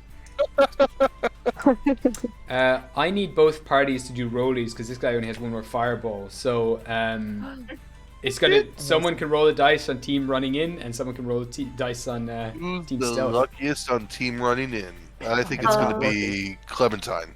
Yeah, it's Can not I me. do counter Shall roll. spell? How's your stealth, Abel? My stealth is. Oh, would I have an action? Yeah, what would you want to do? I would like to use Emboldening Bond on myself and Bronte. So while we're in 30 feet of each other, we get an extra d4 for any checks, attack rolls. Yeah, that's Ooh. perfect. Hell yeah, absolutely. Ooh, very good. Very cool. Cool hula. Yeah. I will get now someone to do some rolling. So who is rolling on team running in? Me. Go Just for me, The marvelous Clementine. Clem. Right. Do I have any modifiers? Is this... What is this? No, we're just going to do Straight straight roll. rolls. Whoever gets the highest gets the... Great rolls. Doesn't get the fireball.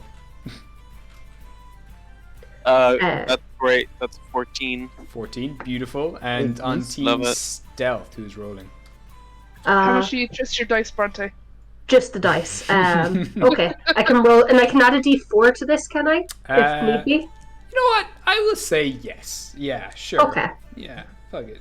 Oh, that's some bullshit. I shouldn't have fucking rolled. I shouldn't have fucking rolled. Oh no! What did you get? Oh, A 3 plus 2. Beautiful. Oh, no. All right, so with those Hell yeah. juicy Yeah, D4s, the you squishy can ones. add them to your saves right now as this fireball I comes did. down. oh no. Alright. Can I counterspell? You can if you like. I got a counterspell at 3rd level. All right, perfect. Fireball's coming right out at you, and it disappears, and you just hear from inside the castle. What? And the fireball disappears. Yeah. That was really Go cool. on, Evo.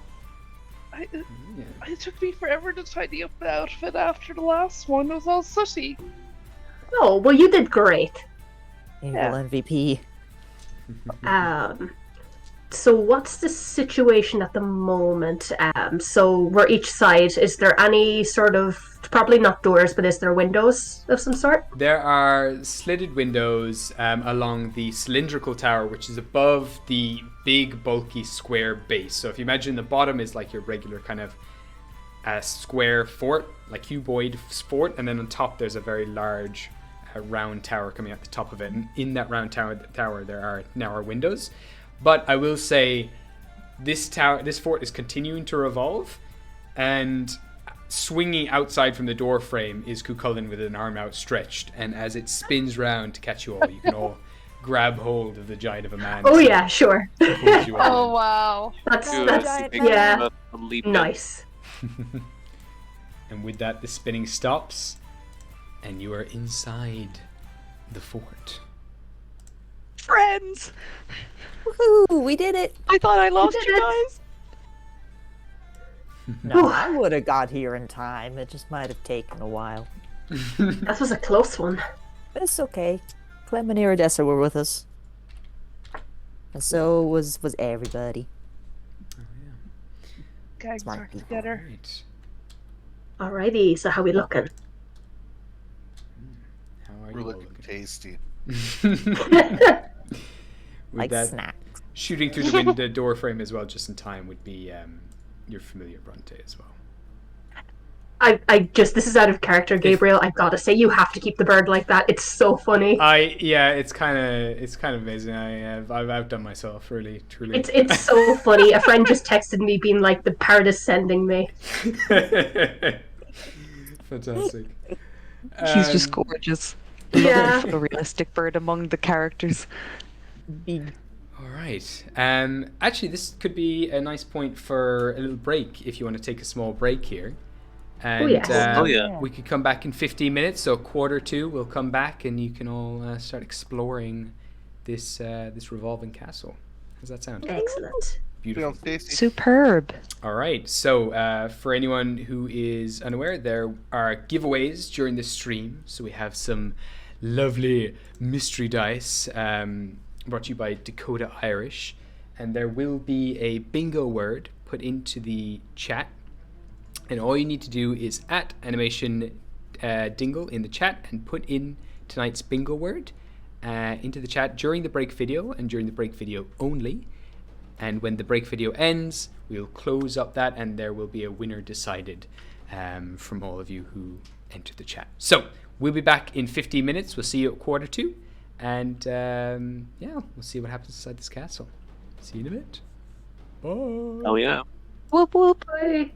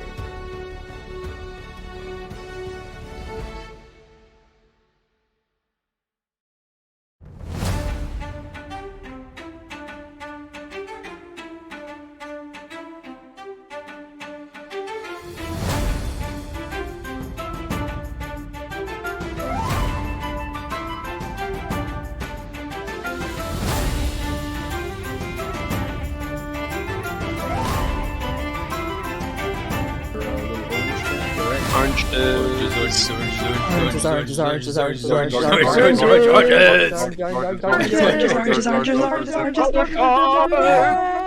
hard to say. Oranges, tangerines, but not as sweet as at the clem. same time. Aren't you glad I didn't say banana? Welcome back, everyone. Welcome back to AD D&D. Our little my brain is just gone. I forgot what I was gonna say. Our giveaway is now closed. So you have a few more seconds to get your bingo words in, and then it'll be closed completely. So we're back here in the castle of Coilte. You've been led here by Chulainn, who seems to be having some sort of spat with the sorcerer here that he calls a half-demon. You've all managed to get inside this revolving castle, and now gathering yourselves, taking a small breath after being blasted by firebolts and fireballs. What do you do now? Where do you go? There is there's a large stairwell in front of you, but is there anything else you want to do here in this beautiful courtyard that's completely closed off, but it has some sort of magical enchantment to the ceiling where it looks like the walls eventually fade off and disappear into the sky, and it seems as though this courtyard is completely open. You can almost feel the summer breeze on your cheeks. There's a slight rustle to the trees. The water has a few ripples running through it as if a small breeze is running through the entirety of this place. And honestly, it's beautiful. There's ivy all across the old stone tiled floors here. Plants crawl up all the walls and then disappear up into the sky. And the sound of bird song can be heard all around you.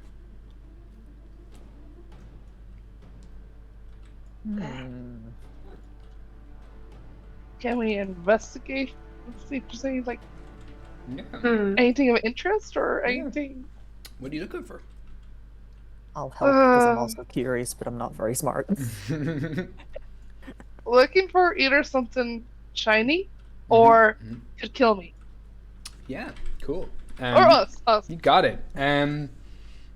Give me a perception check. Okay, that is better than the investigation. Ooh. And if you want, Vesna, you can also make me a perception check. Yep, sure. Am I good at that? I'm okay at it. Nice. I got May a I 17. Ooh. Never mind. You may all guess what I rolled.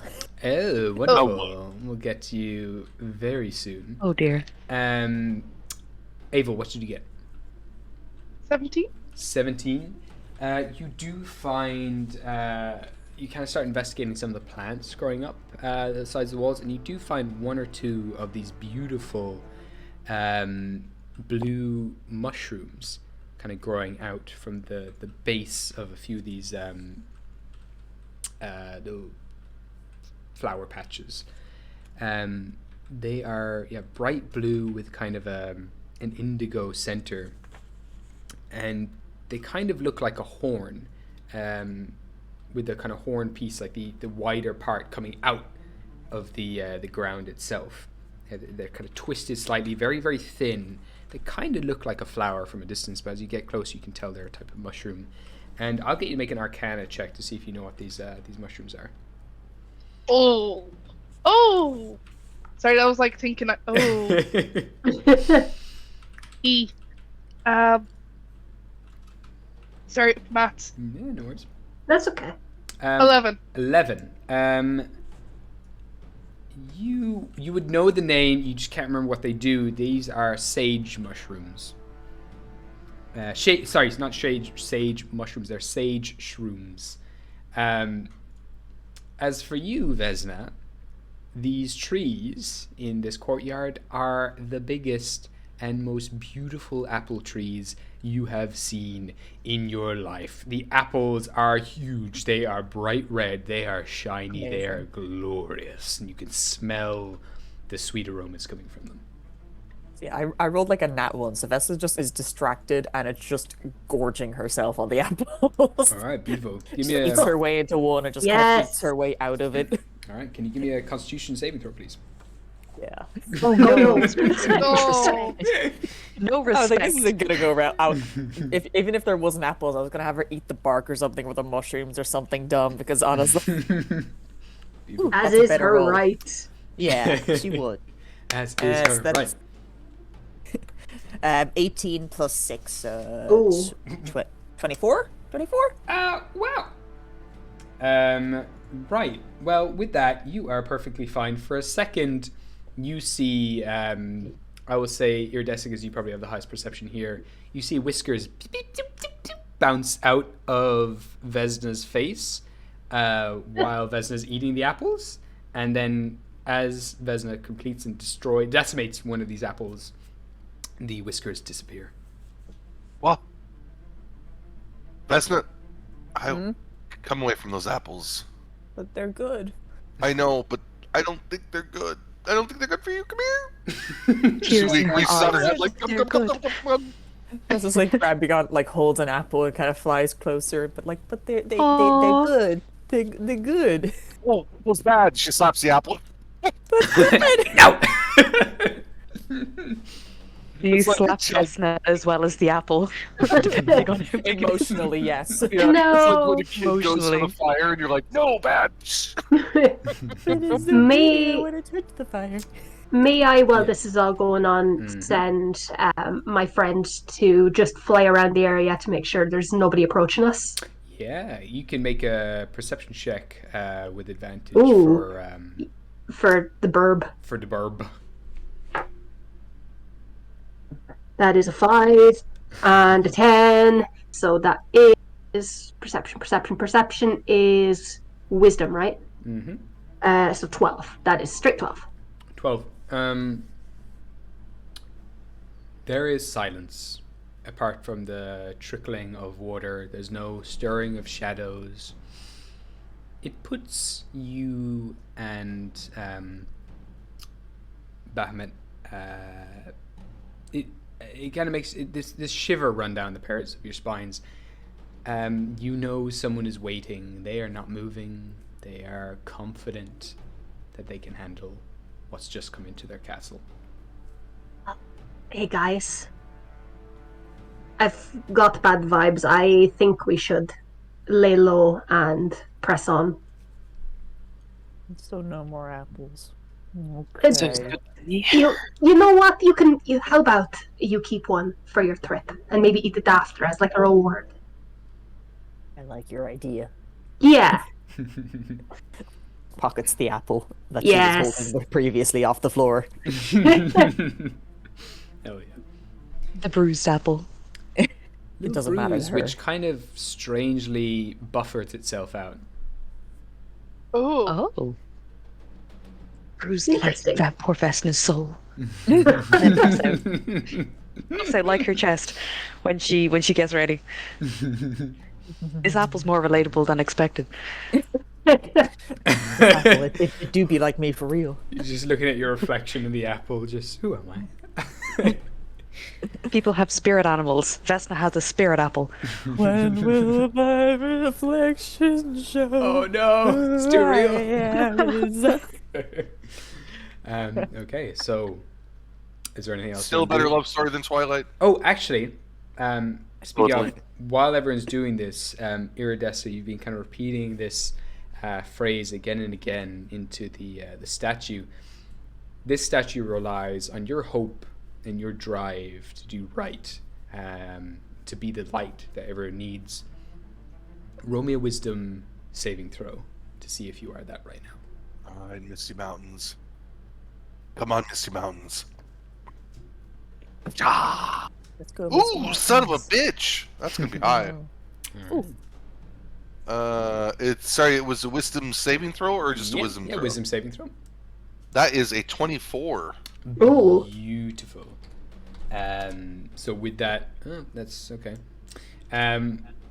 With that, it explodes into shards of what's initially kind of white metal, which then turn into completely transparent crystal, which then start exploding into stardust.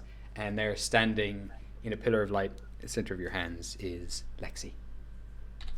Yay! Lexi's back! It shows everybody, look, Lexi's back! Yay! Oh, hello, Lexi. Lexi! They're snuggling up with Lexi. Oh, yay, Lexi! Just nuzzle into you like a cat. All right. She's so happy. Iridis is just beaming ear to ear now. Okie dokie. So, Let's go up the stairs and beat some wizard butt. beautiful. Yeah. All right. Beat him up. You want to go give me stealth checks? Or are you, they're Ooh, blades? while Excuse me. while we're walking up, Something crawled out of me. Yes. while we are walking up, Clementine is just kind of going to Is there any light sources in the room? In this room currently, there is a sun in the illusionary sky that is lighting up the whole courtyard.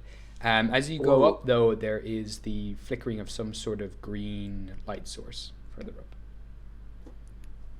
Well, I mean, any kind of representation of the sun will do for me. I mean, it is kind of technically giving off its own kind of light. He's going to, from his perspective, he grabs it, and he will, like, try to catch some of the light in his hand, try to weave it like he normally weaves light with his other magical spells, and then he's going to, like, press it into his chest and watch as, like, the tattoos on his body, the swirling gold ones, kind of like flare up again, and a bit of the flowers and the vegetation on his body kind of grows a bit more to cover a bit more of him, kind of give him more of a heavier mantle, as I'm going to cast False Life on him at 3rd level. Nice. Which gives him 15 temporary hit points. Very nice. Very nice. I will say, as you do reach out and grab that sun, you pull it down, and the entire illusion of the sky comes down into your grasp. You pull all of that light, all that sky down, and it comes right into your own chest. You begin to glow and fill with life. And you now see the reality of the situation, that you are just in this dark castle, this dark fortress. You've pulled the life, and you realize that being a blade singer and being someone who very much understands magic, as you pull this light down, you understand you're pulling some strange combination of the light cantrip and thaumaturgy or druidcraft that's been enchanted into some of the walls, and these glyphs that are now visible in the ceiling. You pull that, disenchant it, and pull it into yourself, and that fuels you, that magic that you draw. Oh, I do apologize for that. I didn't expect that to actually do that. Huh. I've never seen you anyway. do that before. That was cool. I mean, I That was didn't know if it interesting, was Clem. going. I didn't know if it was going to work. I mean, my magic comes from light itself. I mean, I learned how to manipulate it in the Feywild because it's kind of all wavy over there. Oh, Yeah, that's I'm your what I've got polar the- opposite in that case. That's why I've got my crystal on top of my sword, because it acts like a prism sometimes, and I can make the light bend Oh, wait. some magic spells. I thought this was just an aesthetic thing, but that makes sense. That's very cool. Oh no, It'd make life big. Hmm. it gets Um, very hard to cast magic when there's no light source. That's why I was kind of looking around. Oh, I'm not I even see sure if if I I have can. torches. If you ever I need light climb, you just need to ask. As Iridessa reaches up her hand and casts light cantrip. Oh, that's very bright. That's very bright. I was about to say I'm like the opposite. She sort of yes, shrinks away and covers her eyes. Vampire, you can't. Oh yes. Like, It's not I- just Oh, some- sorry, Bronte. And she closes her hand and No, it's- light goes off. It doesn't hurt me like it hurts my mother, but I get my sort of magic from shadow, if that makes sense. Oh, that makes sense. I like that. Yeah. So That's we're very yin and yang. Oh, My that's really cool. fortress, it has both light and shadow. Yes. It gives I thumbs could up. be your angle or your devil. My angle or my damn man. Yes. I love it. Incredible. All right, so you all march on ahead, making way up the stairs in the darkness now, making your way to these green flickering lights. You're all stealthing. Was that the plan, or are you marching up? Oh, Iridessa cannot stealth her shit. Oh yeah, that's fair. You I could call in as tried. well. Still Is not. stealthing. You Is can not... still try. Yeah. I mean, she can certainly try. I had rolled She's a when it was disadvantage, said. and she's shit. So Hmm. cast guidance on Cleric be herself. like, Whatever your character would do. I got a 12 because everyone else started to stealth about, so I was like, oh yeah, I got this, and there's like, over exaggeratedly like Tom and Jerry sneaking, Nice. To sneak everybody. flying I mean, in air. this is a big I giant dragon, or I mean, a big giant fella.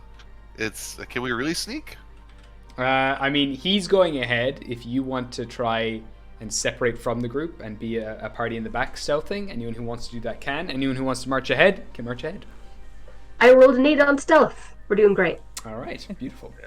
Yeah. Iridessa will just march behind him. She figures he's a big shield. Big Yeah. shield. I will also be marching. You got it. You start making your way up the stairs, marching ahead. All right. I'm just gonna copy all of you here. And there we go. Copy. And move up to the next floor. You make your way up, and there is the smells of chemicals in here. Very acrid kind of smells, acids, and the smell of blood and iron fills this air. Oh.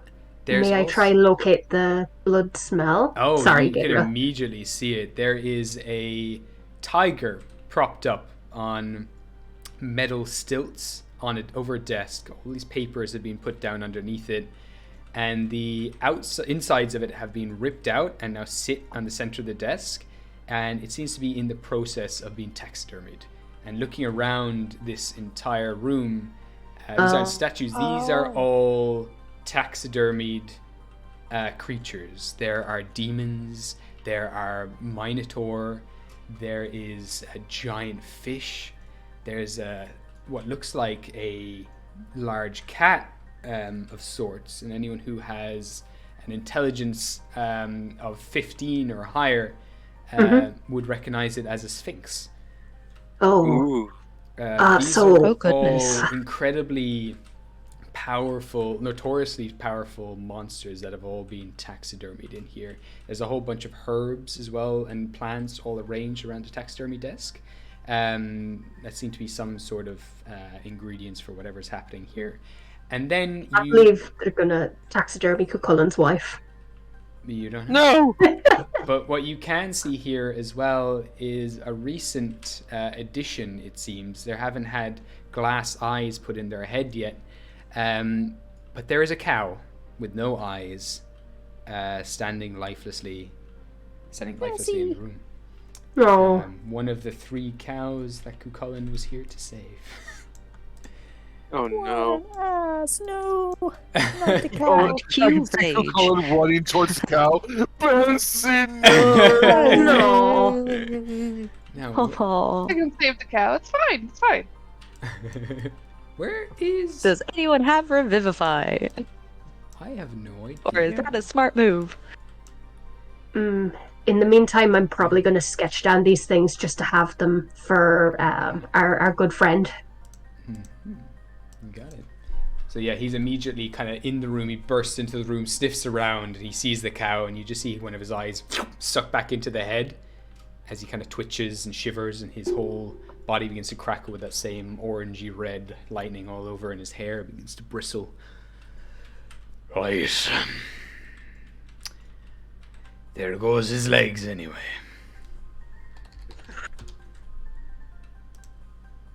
So just kind of elbows. Oh, my mouth did not want to pronounce that word. I will gently. Yes. Oh, This might be the guy, the one. I think this might be our friend. For your man. For, Yeah.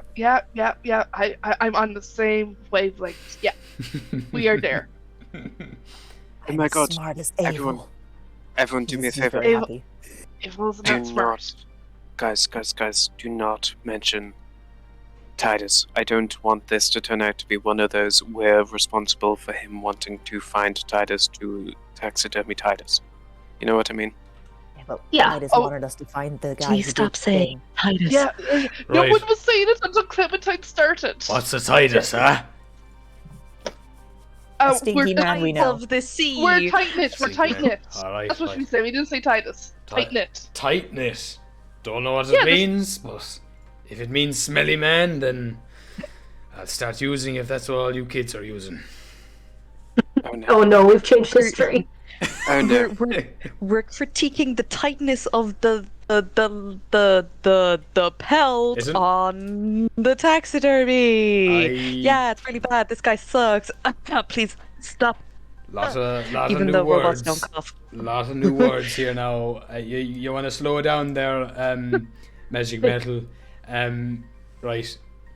I don't need to know that Metal is smarter than me. I appreciate it though, that I can appreciate the amount of vast knowledge that you have, and we have to have a talk about that later. Did you end up eating a giant fish by any chance? I get that reference. Who is this question aimed at, my dear Cuchulainn? Tinky. Oh. Well, I can't eat. So, Right, it would make... no. Yeah, never mind. It's stupid question. Never mind. Moving on. We don't need to know about. You don't Moving need to. No one knows. No one heard that from me. Right. I have eaten Alright. fish. Many fish. He squints at you for a Fish brief fear second. you. People fear you. I'm going to send Bahamut for one more sweep. Of the area. Yeah. Give me a perception Yeah. check with Bahamut. Ceiling's a little lower here, so just be 13, straight. 46. That is 17. 17. Few things come to mind. You do see a few humanoid bodies here. There would be... There are notes scrolling on the desk that Bahamut would note. Looking through Bahamut's eyes, you would see that they are some sort of false documents, like some sort of trade documents, as if this character is some sort of merchant. But then there are more things here as well. It's also strange. It's written in a really, really old common. Okay. There aren't dates or anything on it. It's just very, very basic common and strange words indicating that this is very Would it be strange. like the style her mother would write in? That sort of vintage? Yeah, absolutely. If Okay. not older. Oh, Yeah. Give me Obvious. give me a history check. yeah. That is 10. Straight 10. 10. Yeah, you just know these are very old, probably older than your mother. Okay. oh. Yeah. Would I be able to? Sorry, real quick. I realised my microphone was muted. No worries. Which is wonderful. I don't know if it's too late, but to Bronte's history roll, would I be able to add my reaction flash of genius, which adds a +4 to her roll? Yeah, absolutely. Because it's Oh, nice. when I or another creature can see within 30 feet of me makes an ability check or saving throw, I can use my reaction to add a D4 roll because it's my intelligence modifier.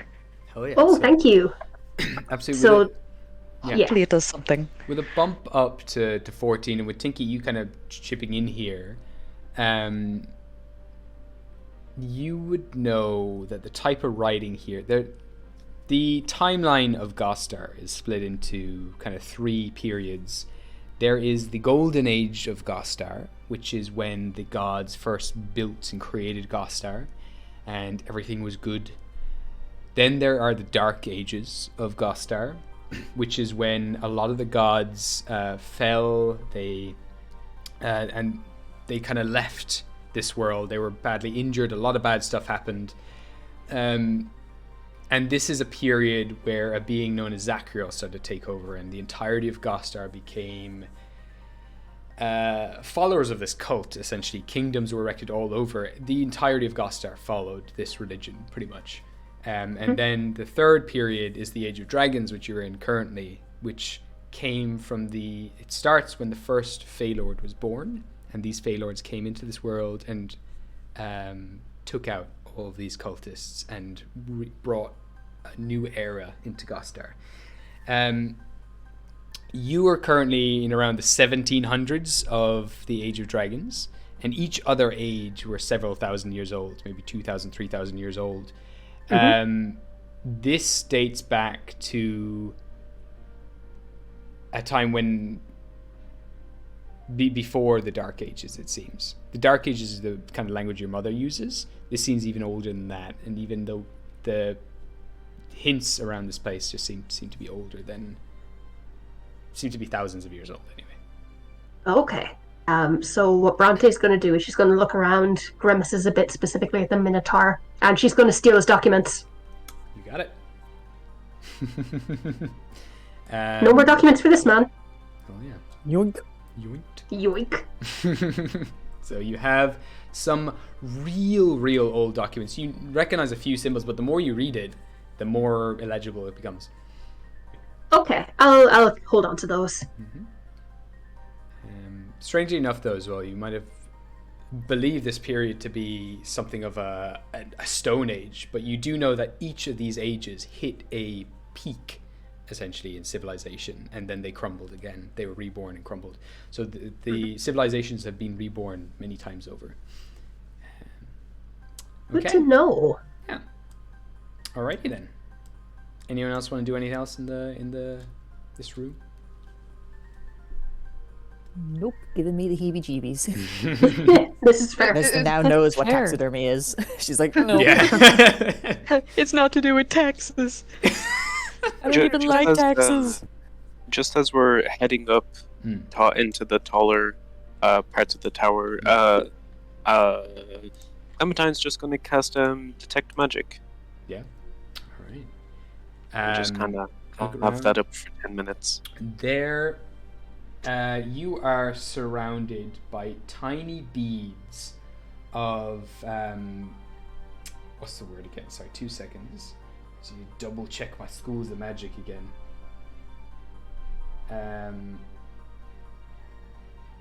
Divination magic, all over. Ooh. In all the eye sockets of the taxidermied creatures. Ooh. Eesh. You would also know that there are a collection of magical plants here at the little table.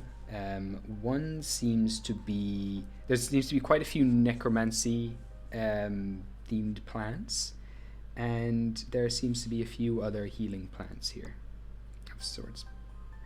I might pick off a bud or two of one of the nice plants, one of the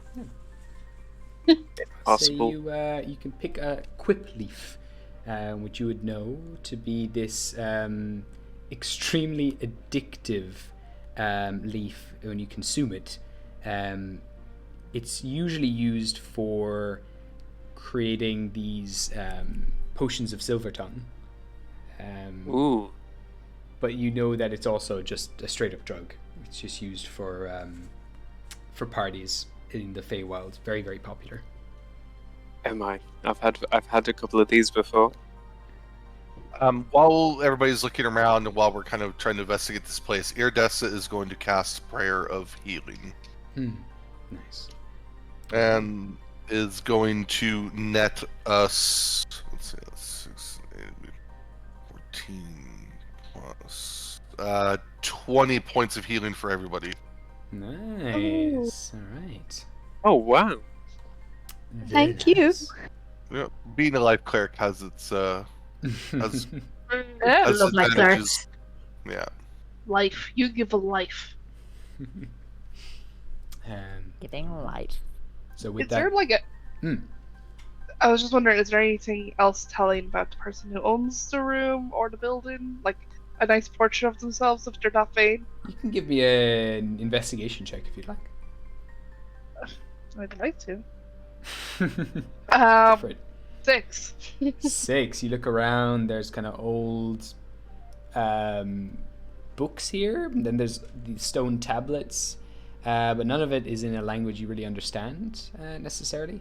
Do you speak Infernal? Would I recognize Infernal if I saw it? Yes, I think you would. Yeah, innately understand it. I'll call And- out to the group and ask, does anyone else speak the Infernal language thingy? No, sorry, on the Abyssal. So Their close. Dessa kind of pauses from and says, I speak Celestial, but I don't think there's crossover with Infernal.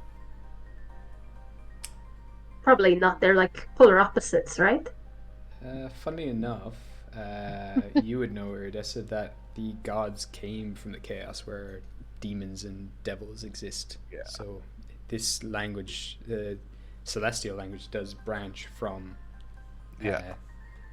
Infernal. You might be able to pick up a few things if you want. Try. She explains that to them as she walks over, and grab very scholarly. Put it on the monitor. Excellent. Let me just have a little look see here, shall we? She twigs her invisible mustache. Yeah. It's mainly on these tablets, these kind of arcane runes or something, and these infernal runes are carved into it, and they glow with an orange glow inside.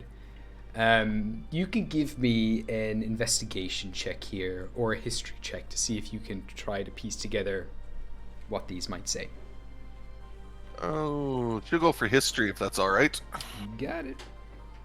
Can I give her guidance? Yeah, 100%. Oh shit! I give you Alright. guidance! Guy. Oh, 5. Holy shit! I got an 18 and a 4 and a 4. Wow. That's 26. These are pacts. These are pacts that can be signed to make deals with this character. This is they have made up dozens of them, and they can be tweaked and changed. But essentially, they are a tablet where you can spill blood on it, and you make a deal with this character. Does it say the character's name? Yeah. Yeah. They have the title Kuri. Okay, so she explains this to Abel. It says this is their pacts to be made with Kuri. You pour blood on them, and she's kind of revulsed a bit. Like part of her's intrigued. She's like, "Oh my god, like what kind of ancient sorceress crazy magic is this?" But the other part of her's revulsed, like, "Oh my god." What kind of deals do you get from a devil? Well, I don't know that it's necessarily a devil. It's just written in the abyssal. It's just this being, Kuri. Maybe a devil, maybe not. I mean, I'm not a celestial, but I can read and write celestial. Would Abel be aware of any creatures that make deals? Yeah, you can give me an Arcana check if you want. I think actually Iridessa would probably also like to make that check. Yeah. Would I be able Oh, to give someone advantage because I'm surprisingly proficient in Arcana, which I'm 100%. totally didn't forget. I will let you assist whoever you want. You can pick whoever you want to give the advantage to. Pick your favorite friend. Yeah, who's your favorite friend? Or if you Oh my want, God. you can also roll. God damn it, Tara! I'm sorry. This chaos comes from me. I won't have you pick. I'll have you roll as well. So you can hop in and have, Okay. have a check and see what. Thank you. No worries. Sorry. No worries. Sorry, I'm like It's I okay, it was lost fun. my dice down the back of the desk. Oh It no! was a sign. I've The done one that time I didn't before. roll in my dice tray. See, this is why you have to buy dice trays, sorry. people. I got the voices mixed up there. It was. Sorry, it was Vesna who's trained in Arcana. No. Huh? Yeah. It was. No, no, I'm not doing Arcana. Sorry, no. Oh, no, sorry. no. I got voices mixed up for a second. So it is Tinky. Okay, cool. No, I jokingly said pick your favorite friend. Okay. And I panicked. So, what have we got from everyone? Iridessa. I got Oh, Abel, yeah. Go ahead. 18 before I forget. Coolaboola. Miss Iridessa. Iridessa? Oh God! I found it. Iridessa's thinking really hard right now. She's straining her brain. I nearly spat out my tea. Little nose. She's trying to remember everything she's been ever taught, and just like, where is this in my like mind palace? Yes, where is everything? She got a 13. 13, okay. She was not guidanced. Tinky. I'd like to add my +4 modifier, please, onto Iridessa's roll. You can, of course. Yeah, that would bring it up to... That's 18, is it? Oh yeah. Yeah, cool. Like her. And woohoo! I rolled 18 plus 8. I forgot it was a +8, so that's 26. Shit. Wow, sure. So She learned it today. With this, you start thinking of your classic devils, Cambions, between Iridessa and Avil. You're kind of listing off all these, loths, the kind of... succubus or an incubus, maybe? You're listing off all of these possibilities, and then with what you rolled, Tinky, you recognize one word in there in Infernal. It's not quite an Infernal. It's the same kind of word it would be across anything. You would recognize the symbol, because this symbol, this word, is something your creator feared. This is a creature your creator told you to stay away from whenever you can, and told you little things about them. They don't know much about them, but you see it written on one of the tablets. This is the creature that has created these is a Rakshasa. When Tinky sees this, she's going to kind of freeze for a moment, and I like to think that little light that was in her eye might kind of make her start to kind of feel almost like a headache for a second from the memory. And then she's going to kind of scooch behind Iridessa and kind of like put her hand on like the back of her leg, just kind of put something between her and the word. And she's going to say, I know that word. As much fun as it would be to be what you're suggesting, if I ever remember one, huh? What is it, little one? She says as she turns around to her.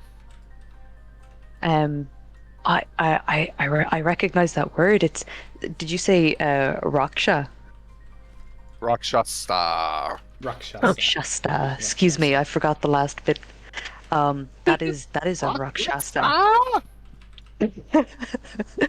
Said so charismatically. She's going to say this, and even just saying this word, Tinky suddenly feels.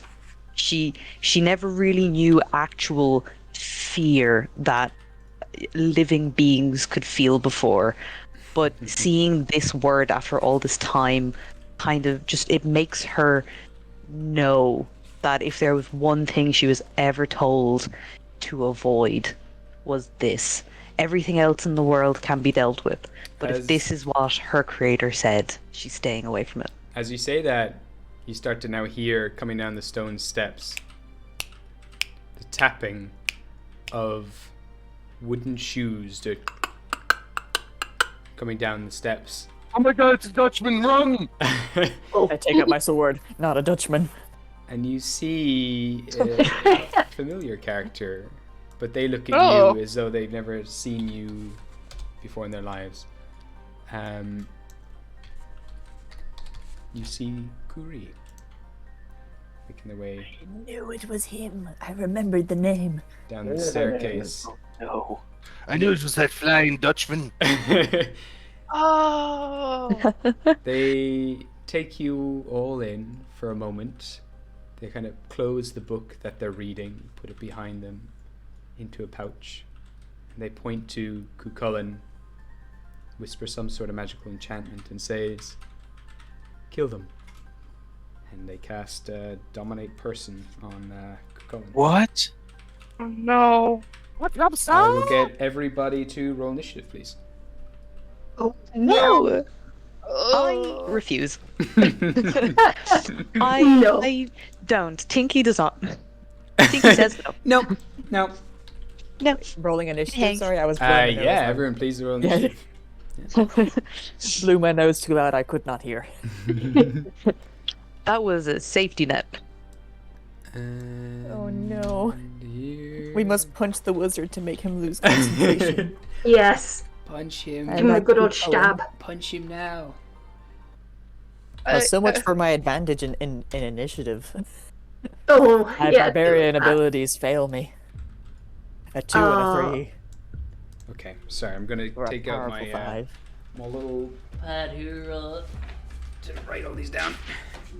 May I hide my parrot in my head because I don't want him to die. That is totally fair. Okay. Under he goes. Protect the Okay. parrot. So Yes. we're gonna go through people one by one. So Iridessa, what have you gotten? No. Ew. Oh wow, 6-year-old high. Damn it, 18. 18. Okay, you got it. Clementine. 19. 19. Nice. Vesna. 5. 5 for Vesna. Bronte. 7. 7. Abel. Ooh.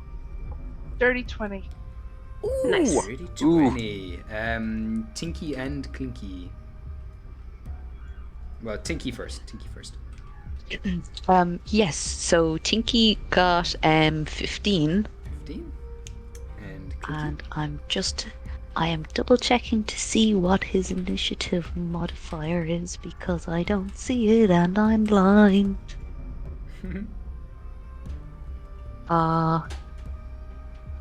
It's dexterity, isn't it? Yes. Oh, that's a +1, so that's 8. 8. Beautiful. Alright. Actually, this music isn't doing it for me, so I will go change it to something cooler. Let's see here. I think this might do.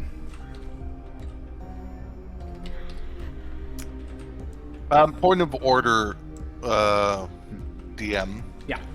Did Iridessa see him cast? They cast, whatever. Yeah. Okay. Alright. Okay. Just so Iridessa doesn't turn around and go, "Oh, I knew it!"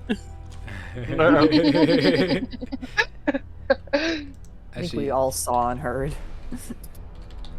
This music is the wrong one. God damn it. There we go. That's why we punched the wizard. Get him. Go Get get him. He's so squishy. It'll be fine. Yeah. Vesna only has 2 spells because she gets them as a fairy and they're both concentration. She understands the basic concept. I was gonna say her 2 spells are punch and punch harder. Yes. Alright, so The spells are get big to punch Left hard. fist, right fist. starting things off, Chulainn immediately goes straight for Clinky. They're right there. They No. grab Clinky's head and they're going to try and crush it. So that is that's a 25 to hit them. So Mr. DM. yeah. How can we talk about distance for just a second? Oh yeah, sorry. I'll put up the grid here. Oh, that's very not very visible at all. So yeah, so he is right beside Dinky. You are from everyone. I just need to. These are the squares. There we go. If you can kind of see the grid that's there, the darker kind of outlines they're 5-foot squares. I know it's a bit unclear. But yeah, so this. Oh shit. Yeah, so it's a 5 foot square. So you're currently about 1, 2, 3, 4, 5. You're like about 25 feet from Chulainn, or 20 feet from Chulainn. Okay. Yeah. I hope that's Just thinking in terms of reactions and things like that. Yeah. So this is the layout. It's quite a large room. Okay. 2 seconds now.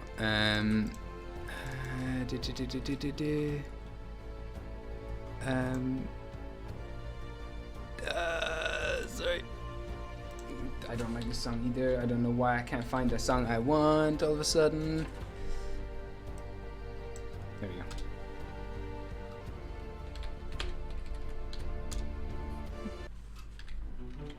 There we go.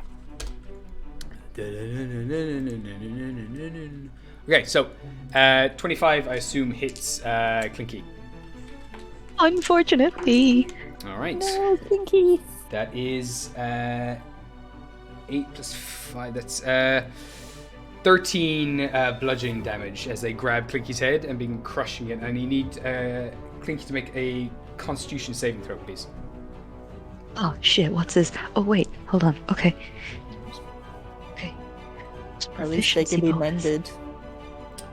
While he's doing that and crushing Tiggy's head, he's going to reach out towards yourself, Iridessa, and his leather bracelet begins to glow, and this green spectral arrow begins to form on the top of it and shoots off in your direction.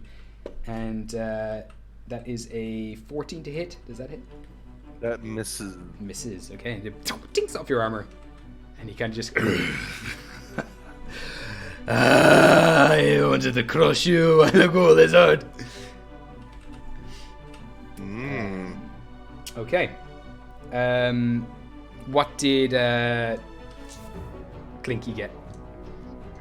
He got an 18 on Constitution. 18. The kind of circuitry kind of like freaks out a little bit inside their head, but they are not stunned. They can keep going. Okay, so moving on, we're going to go to Clementine, top of the round. Oh, actually, no, sorry, Abel. You have the 2d20. Okay, damn. Okay, I am going to cast Embolden Bond on myself, and I think Iridessa and Tinky is near me. So I'm casting on the... It's okay. I'm sorry. It's okay. We're too similar. I know we're twins. You look very different. It's just words. And it's the fighting.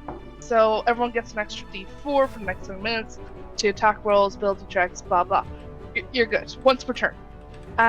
Super fantastic. Thank you. That's fine.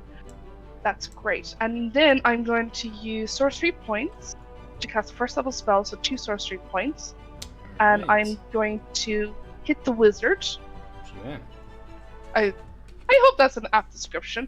Can I hit him from where I'm standing now, or would I have to change my angle? You could just step up a little bit, and he's just stepped down towards the bottom of this spiral staircase. So even if you move up like 5 feet, you can hit him right there. Okay, yeah, I'll just move 5 feet so I can hit him. Yeah. So that does an 18 hit? An 18. Let me see. What are you hitting him with again? Sorry. Oh, I'm sorry. I'm hitting him with Chaos Bolt. Yes, Bob. Cool. It's you watch as you cast Chaos Bolts, and it fizzles out into nothing. Oh, okay. Well. He just turns to you. Oh, did he just tush at me? Well, he tutted you. There was tutting. Can you make with my Whisper Stone? Can you make a charisma saving throw, please? Okay. He tooted. Oh, how the turntables. That's a natural 20. Oh, of Unfortunately. course. Sorry. That is okay. Nothing happens. Is it still half damage, or? Oh, is it half damage? I don't think. Creature must succeed in a Maybe charisma it's not. saving throw. Oh, sorry, I'm reading. No worries. I am writing. No, it doesn't say half damage or Okay, anything. cool. That's it. Right. Done. You see them I kind of yell, just touch their temple a little bit, kind of shake it off. "Oh, he's a magic boy. You're a real magic." Magic man, take me by the hand. I'm a magic boy. Yes. Okay. I will like disperse the group a little bit in case like fireball or something. Just like so we're not just group up together. So maybe I'll move down Okay, cool. 2 squares or 3 squares down. Go down by the bodies. Stand Yeah. right next to him, be like, fireball now, bitch. Don't out my plan. Don't out my Alright. perfect plan. Did you still want to use your... Oh, did you twin spell it, was it? No, I quicken spell. Quicken spell. So you have another... I use my action. action for a Baldwin Bond. Oh, right. Yeah. Of course.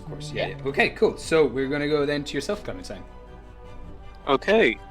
As a bonus action, Clementine is going to he's going to kind of like begin to bound over the Sphinx in the middle of the room.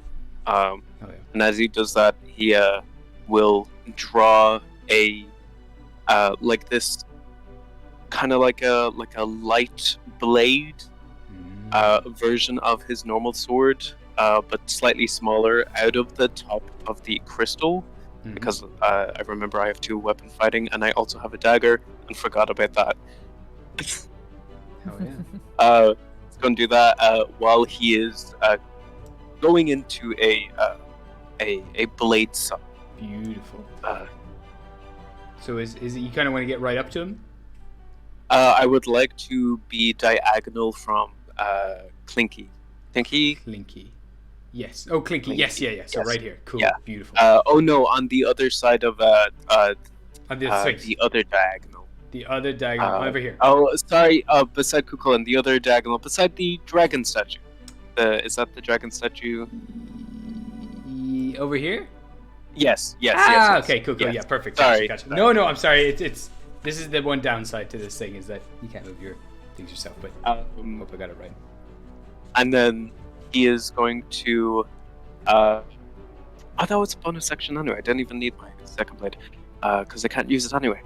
He's going to take a swipe at Cuchulainn's at his thighs and go, over this way, don't touch my friend, and start swinging at him. Oh yeah. Give me one second roll. Let me see. Lot of things. Okay.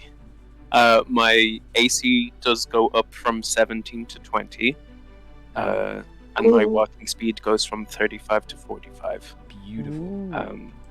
My con saves go to +4 and I get advantage on them. Sorry. I'm just making sure that I've got everything set out, so it's all good. You're all good. I will go for the attack. Go for it. And as part of this, I will expend a bardic inspiration die to do a blade flourish. Nice. And this one, I'm going to do a defensive flourish. I can expend one of the uses of my bardic inspiration and deal extra damage equal to the number on the die, and also add that number to my AC until the start of my next. Cool. Okay, so I will hit him for a. Oh no, that is a 8 total. 8 total. Ah, that sucks. Yeah. Oh man, after all, that was such a cool run up and After everything. all that, Ah. I'm fainting. I'm not trying to. I'm like trying to get his attention. People I can't as even well give you can. inspiration because I'm too far away. Oh, true. Yeah, you have to be touching each other to give each other inspiration. But I will say you If I can could do that rip as off a my wings, I reaction. could. Yeah. So unfortunately, you dash around, fly around, and he, with lightning fast reflexes, catches your blade with his hand and lifts you up, still attached to the blade, and just grins at you. His eyes wide, blood red, one slowly sinking back into his head and the other starting to bulge out of his head, and his hair starts to prickle. and stand up. Fucking fairies. Okay, well, that's not fun. My AC will go up to 22. Amazing. Oh, hell yeah. Hell yeah. Okay.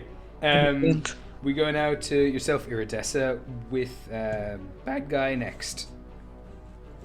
So Iridessa is going to move up a square Yep. to Phiast? party, bend down on one knee, and point towards Chulainn, and she's going to cast Dispel Magic. Ooh, damn. Okay, let me. Wonderful. So if it's 3rd level or lower, it's gone. Yeah. If it's higher than that, I need to know what the DC is. The DC is 10 plus the spell's level. Yeah. So this is a 5th level spell. So it's So DC 15. 15. Yeah. Okay. So I got to roll. Is a natural 20. All right. Oh. And with that, Beautiful. Chulainn is lifting you up, ready to like pummel your face in, and then gets hit in the back of the head. His nose starts bleeding, eyes sink back into place, and he. You're doing it again, aren't you? You fucker. You fucker. I hate fucking magic. Thank you, lizard.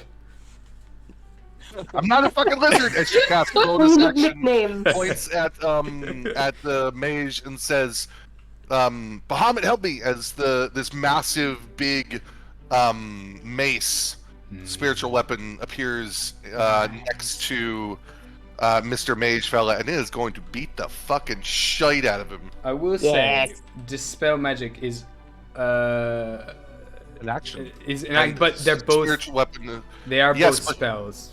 They are both spells, but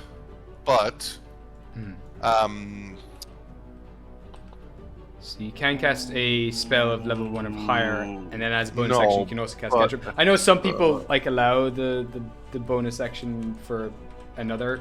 Hold level on, one I or thought I had a different feat. My bad. Oh wait, if I you have a feat, apologize. then No, it's okay. I thought I had I have Warcaster. sorry for being a stickler So with the rules. no, it's okay. That's your job. That's what you're supposed to do. She's gonna tell. Instead, she'll say as bonus action, Lexi, go attack that motherfucker. All right, Lexi just salutes and dashes straight up into his Beautiful. Let's see the icon. If you want, you can make an action with Lexi now if you like. Oh yeah, she wants to attack him because she gets my proficiency bonus added to her attack and damage. Give me an attack roll. Okay, sorry, I just gotta pull up the pseudo dragon thing there real quick. I wasn't expecting to do that 1 second. Pseudo dragon. Sorry. Ooh. Yeah, so she's gonna attack him with her little stinger, because why not? So she gets a. Oh no, she misses. Oh damn! Almost positive she misses. That's a 6-2. It's 11 to hit. 11. They catch Lexi's stinger between their two fingers, and you notice now this person's hands are backwards.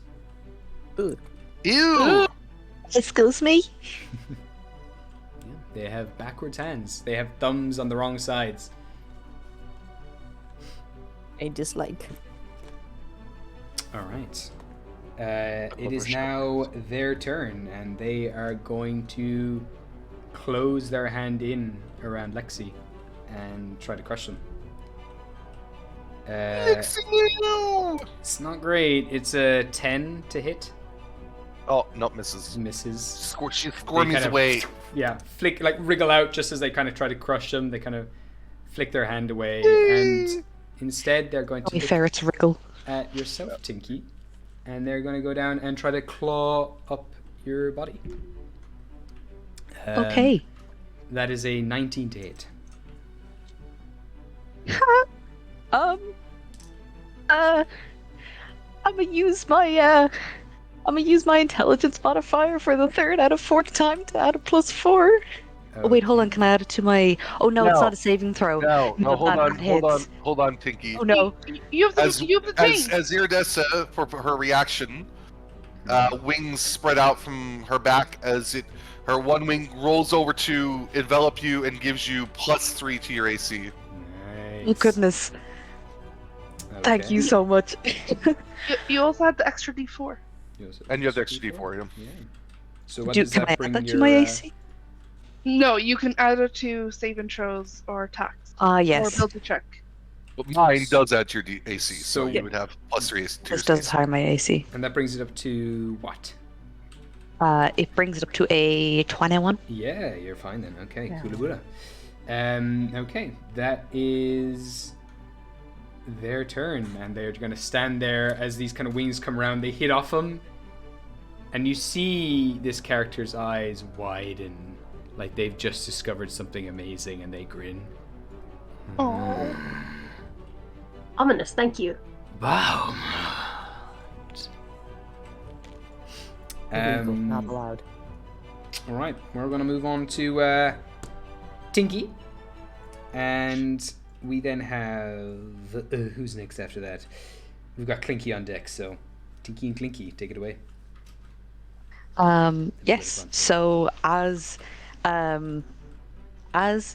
Tinky sees this backwards-handed person grin, she's going to say, "I don't like the look of that," and she is going to cast. Excuse me. Oh, I need a non-magical flame. Yes. She has a tinderbox, which I like to think is built into her thumb, that she just flicks her thumb. Nice. And a little spark, a little flame will come out of her thumb, and as she does that, she's going to hold her thumb out as though she's giving him a thumbs up, and she's going to say, "No," while she casts pyrotechnics from that little flame. And she will cast fireworks, to which the target flame explodes with a dazzling display of colours. And unfortunately, each creature within 10 feet of the target must succeed a Constitution saving throw or become blinded. As you cast this, so the target explodes and dazzling thing. Each creature within 10 feet also must make Constitution saving. So that would be Lexi. It would be Vesna. Would it be yourself as well? I guess it would. Yourself and Probably. it would also be Bronte and actually it would be so everyone. Wait. 10 feet? Here, 10 feet. So. Everyone here, I will say that you're probably fine, Abel, because you're behind a pillar of stone. So, I thought every box was 5, so wouldn't Bronte just be out of it? Bronte would. So it's kind of diagonal. Would be if it's a radius, it's Bronte is 5 and then on 10, so 5, 10. Yeah.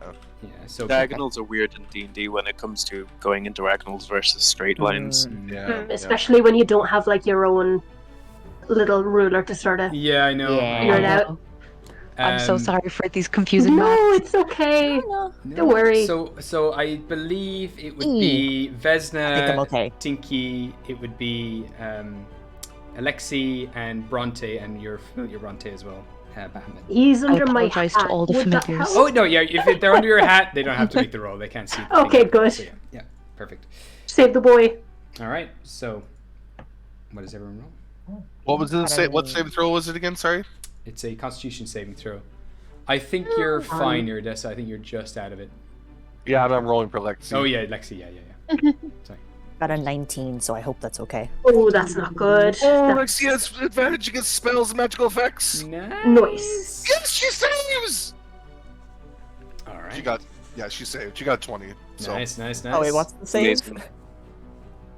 Constitution. The save, Oh no, but Yes. sorry, the Oh, number. sorry. The My apologies. amount. it is the DC is 15, but Oh, yeah. I depending get a on what you 9. 9. Okay. Knows. Do you have the +2? Did you get the inspiration from Aval by any chance? I did, but that would require like I got a 9 and the DC saves what 15? Yes, but if you roll it and I give you my intelligence modifier because I have 2 left, you may just pass it. Oh, okay. I'll roll a D4. Alrighty then. the D4 rolled a 2. And add a +4 onto that. There you So go. that is Exactly 15. Yeah, nice. So with Meet the that, beats. you are not accustomed to bright lights, being from Guinea, being the Yeah. child of a vampire. In this moment, you freeze, but then each of your friends come to aid. Tinky, you just dim it enough. You kind of bring it back in so that it doesn't catch Bronte as harshly, and then Avel's magic also infuses, protecting your eyes a little bit, and you're safe because of these new friends you've made. Meanwhile, everyone else I think has passed. Tinky, the next thing you see though is the rest of the spell being consumed and sucked into the eyes of Kuri. These bright light just absorbs like rivers of light shooting into their eyes, and eventually I like it. Nice try. Seems to have no effect. Rude, she's going to say, for sucking her lovely firework into his eyes. She was very proud of that firework. It was very pretty. I'm glad. I'm glad you So thought rude. Even if it did burn So her eyes rude. slightly, she still thinks it was pretty. that. I'm so sorry. It's okay. You helped. You helped. You did great. It's a cool move. It's good if you can blind a spellcaster. I mean, that's pretty powerful move. But this doesn't seem to affect him. Is there anything Tinky wants to do, or do you want to move on to Clinky? Oh, I'm trying to think because I don't want to leave myself exposed, but I probably will have to. Yes, I would like to move on to Clinky. Okay, what are they doing? I'm not giving this man opportunity of attack. Yeah, no, I realize. Sorry. I refuse. I refuse to give him the Joy. I refuse. I refuse. Okay, so what is Clinky doing? And then we have Bronte after that. So you gotta think about what you want to do. All right. Yeah, so what Clinky can do is he can move quite far. He is 40 feet.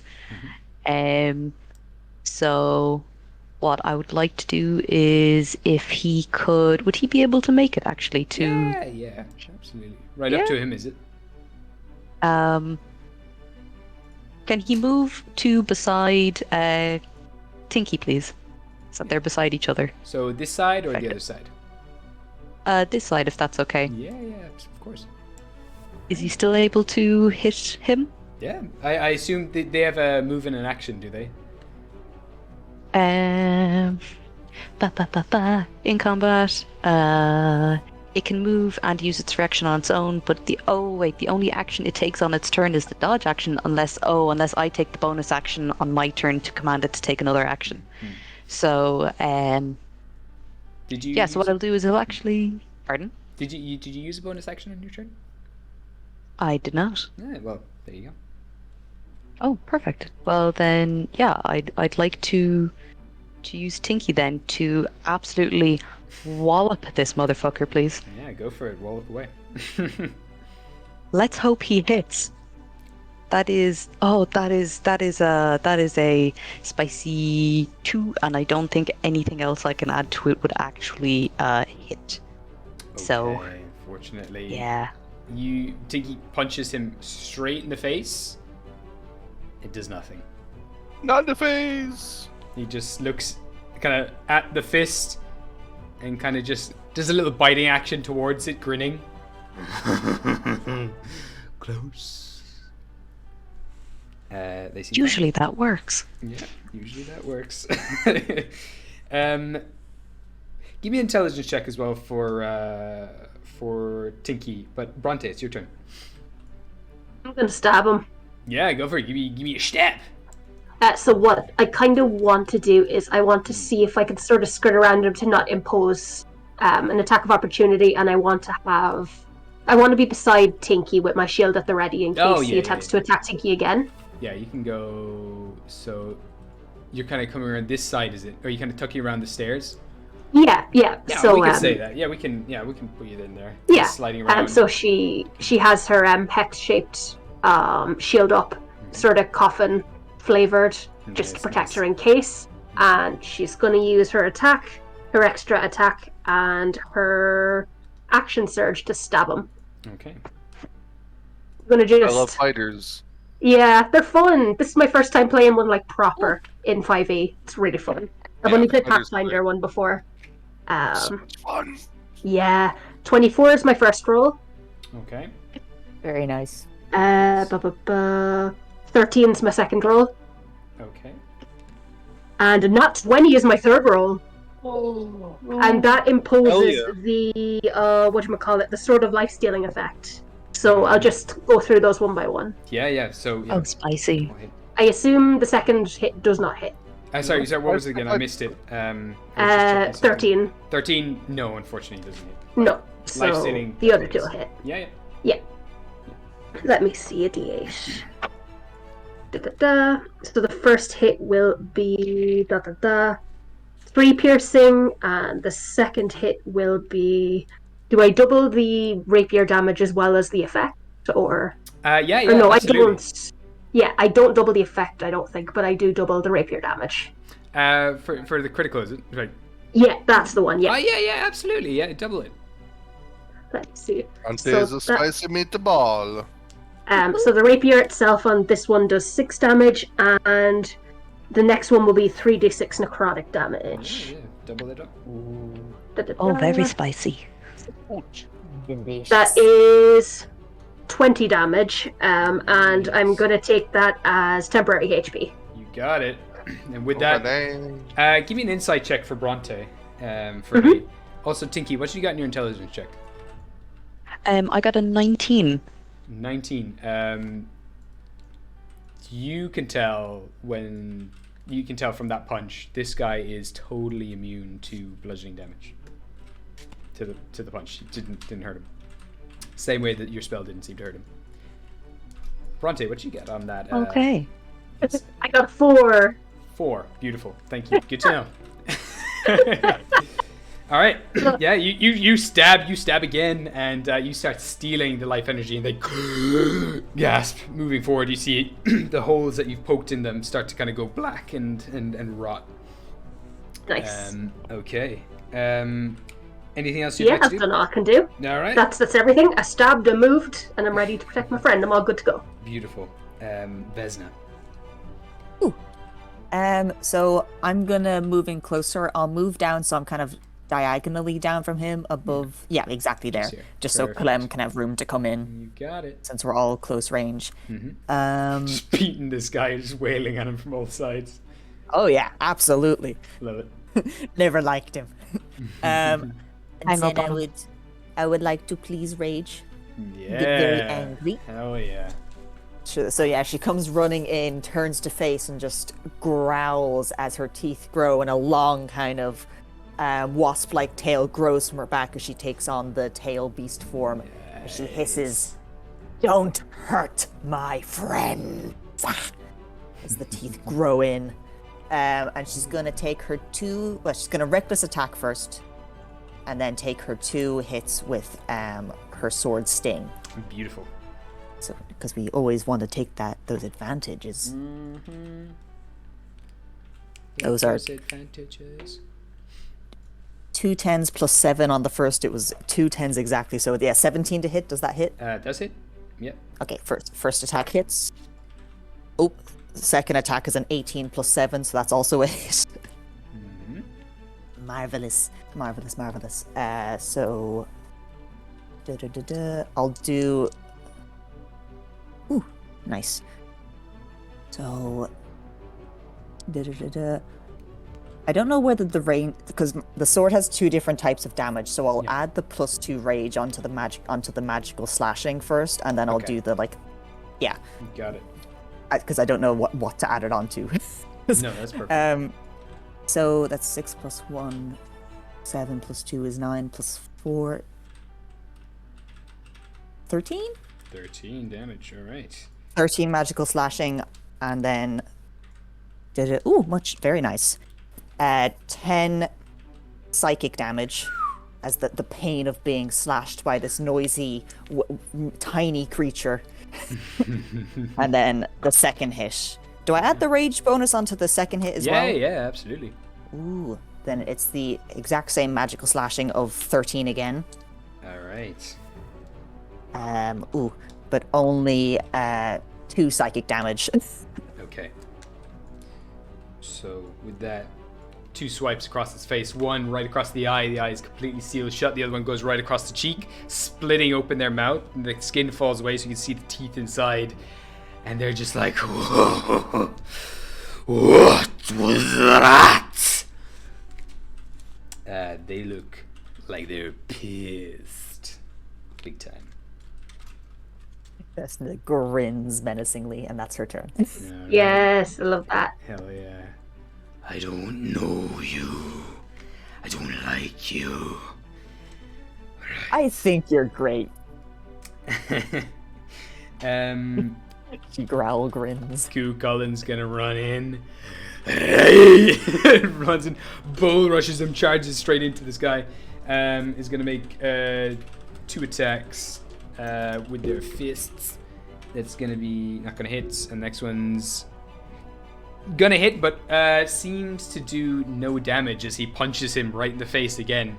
He's like, I don't understand why I can't why it doesn't do anything.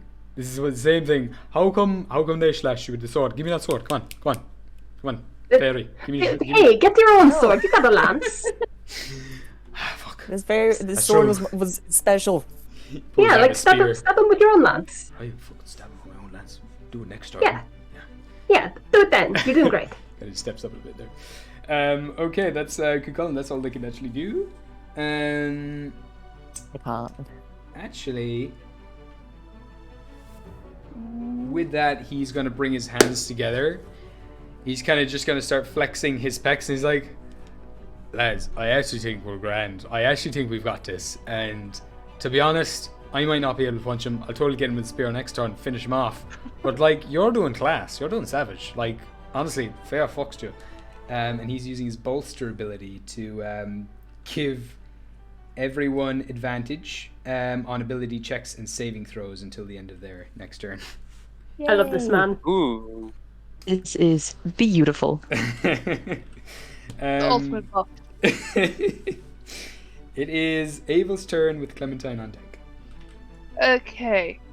I am going to try, and I will try. Send a spike of psychic energy using Mind Silver. So can you make an intelligence save, please? Yeah. So This is a cantrip. and you reach out with the spell. All that magic immediately as you try to reach out to them gets sucked out of you. It's gone. He absorbs it. He just absorbs magic? Yeah. Oh well, we'll try another thing. Use some quicken spell. Yeah. Just move Um, you here so you're kind of in range of him. yeah. Using sorcery points to do quicken spell. Mm-hmm. Go and send distant whispers towards him. You need to make another wisdom save. Same thing. No effect. Oh, Absorbs yeah. everything, and you hear his own voice whispering back into your mind. Doesn't work on me. Just wondering, does he automatically just make the save, or that has no effect on him? It has immunity to any spells that you're throwing at him right now. You can give me an Arcana check if you like. Yeah, I would. Otherwise, I'm just burning spells. Yeah, absolutely. Cool. Hold it. Do you have advantage on this? Sure. Why not? Oh no, I was wondering with Oh, you Cullen. do. Yeah, ability checks. Yeah, with Cucullin. Yeah, 100%. I need the D4. That was so far. Arcana. Do you also have your plus D4 because of Yeah. the inspiration you gave yourself and some of us? Oh, 18. 18 altogether. With the knowledge that this is a Rakshasa now, you know they are near impossible to kill. Not only do they come back from the dead after you kill them, they cannot, like, they are the bane of most spellcasters. It seems like most spells don't work on them. That's good to know. Yeah. With an I'm 18, present, guys. they're pretty high spells are the only ones, high level spells are the only things that can actually make a dent in these things. Okay. Well, I've done my action, and there's nothing else I can do. I'm done. Okay. Bye. Apologies, I'm so sorry. Don't be sorry. Ava was slow to learn. Yeah, that's all right. All right, Clementine, you're up with Iridessa on deck. Clementine is going to run straight for him and do a little bit of a mirthful leap. Oh, yeah. Uses bald head as a hand placement and land on the stairs behind him. Nice. I love Jump over We him. need to give him room. Beautiful. his And own. then I will attack. Attack! Woohoo! First attack. Clementine, use attack. Pokemon. Does a 14 plus 5 does a 19 hit? It does indeed. Ooh, 19. Fantastic.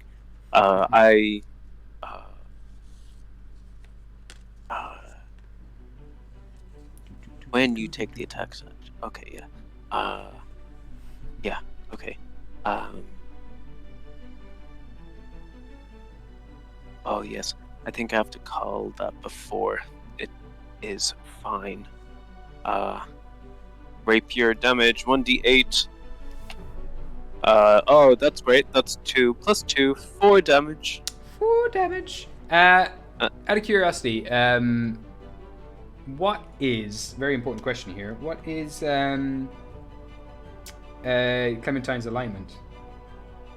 Oh, Clementine's alignment is neutral good. Good to know. As you strike at him with the rapier, you see fear in his eyes. As you throw this rapier straight towards him, before the rapier even hits, a wound begins to open up as you push the rapier forward, and you do double damage to him. So you do 8 damage. Oh, hell yeah. 2-weapon fighting will happen then. Which I will hit him with my little light fractal copy of his sword, which is just a little dagger. That is a 16 plus 5, so a 21. Is this dagger magical, out of curiosity? Neither of his weapons are magical. Okay. Well, That probably well, is I will not a say, good... I'm going to say, because of the Blade song, I'm going to say these are magical in this case. Just because I made a mistake there. That was my bad. So, Okay. yeah, this same thing happens again with the Blade song enchanting your weapons, filling them with this light, reflecting everything. This magical blade piercing straight towards them deals double damage on whatever you roll. A d4 plus 2. It deals... that's 4 damage again. So another 8. And that is my action and bonus action. yeah, they're terrified as you start poking them with your pointy sticks, and their entire attention is now focused on you. That's good to know. I'm glad. I'm happy for that. Come at me. As you do actually strike him, his body begins to bubble and boil, and patches of fur shoot out from below his skin. His body begins to contort and stretch. His face turns into more of a nuzzle, and all of a sudden you now see, in a puff of green flame, is not the Kuri that you know, but this green humanoid tiger stands Ooh. here in the room with backwards hands. Oh. Iridessa, Evil. your move. And he got larger. Mm-hmm. So, Luke, it is your move. What would you like to do? Sorry, I was on mute. No Okay, worries. so Iridessa is going to run. Not run, because she's not going to dash. She's going to move her. Well, she'll run 30 feet, basically, to the opposite end of the room. Okay. So, And as she's Going to Yeah, the so right, is basically it? 5, 10, 15, 20, 25, 30, yep. Yeah. And as she does that, she'll say, we need answers. You need to capture him. You need to do it quick. And she turns around and she casts silence on the Rakshasa. Ooh, okay. Ooh. So, silence. I will read it out to you, yep. Yeah. So silence for the duration, no sound can be... Oh, by the way, when I'm doing this, I want this to be very clear. She is casting this with her body between herself and the Rakshasa, so she doesn't want him to see her casting. Mm-hmm. And then just as she literally casts, she's going to turn around and cast it on him, right? So for the duration, no sound can be created within or pass through a 20-foot radius sphere centered on a point, the Rakshasa, that I've chosen. Any creature or object entirely inside the sphere is immune to thunder damage. Creatures are deafened while entirely inside it, and casting a spell that includes a verbal component is impossible. As everything goes completely silent, everyone can't say a single word, not a single pin drops. Everyone is completely deaf except for yourself, Iridessa. And he looks up at you. Your parlor tricks will not work on me. You may kill me tonight, but I will find you, and I will kill you 1,000 times. Okay, Liam Neeson?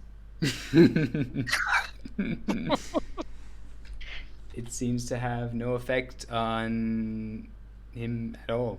Everyone else can't hear this except for you, Iridessa.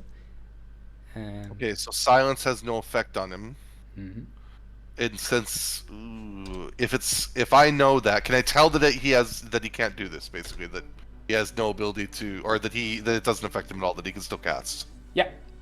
Okay, well then, because it's concentration, she'll immediately drop it then. Okay, cool. And with that, sound comes back into your ears. You can all speak again. Sound re-enters the void. And as a bonus action, she's going to swear, fuck, and tell Lexi to come here. Okay. Or no, actually, no, she wants Lexi, sorry, apologies. She's going to ask Lexi to distract the shit out of him and give everybody advantage on attacks. Okay, nice. Cool. Sweet. So Lexi's just kind of pulling on tufts of his hair, going in his ear, everything. He's trying to flick it away with his tail, but trying to focus on Clementine, who seems to be a threat to him. Okay.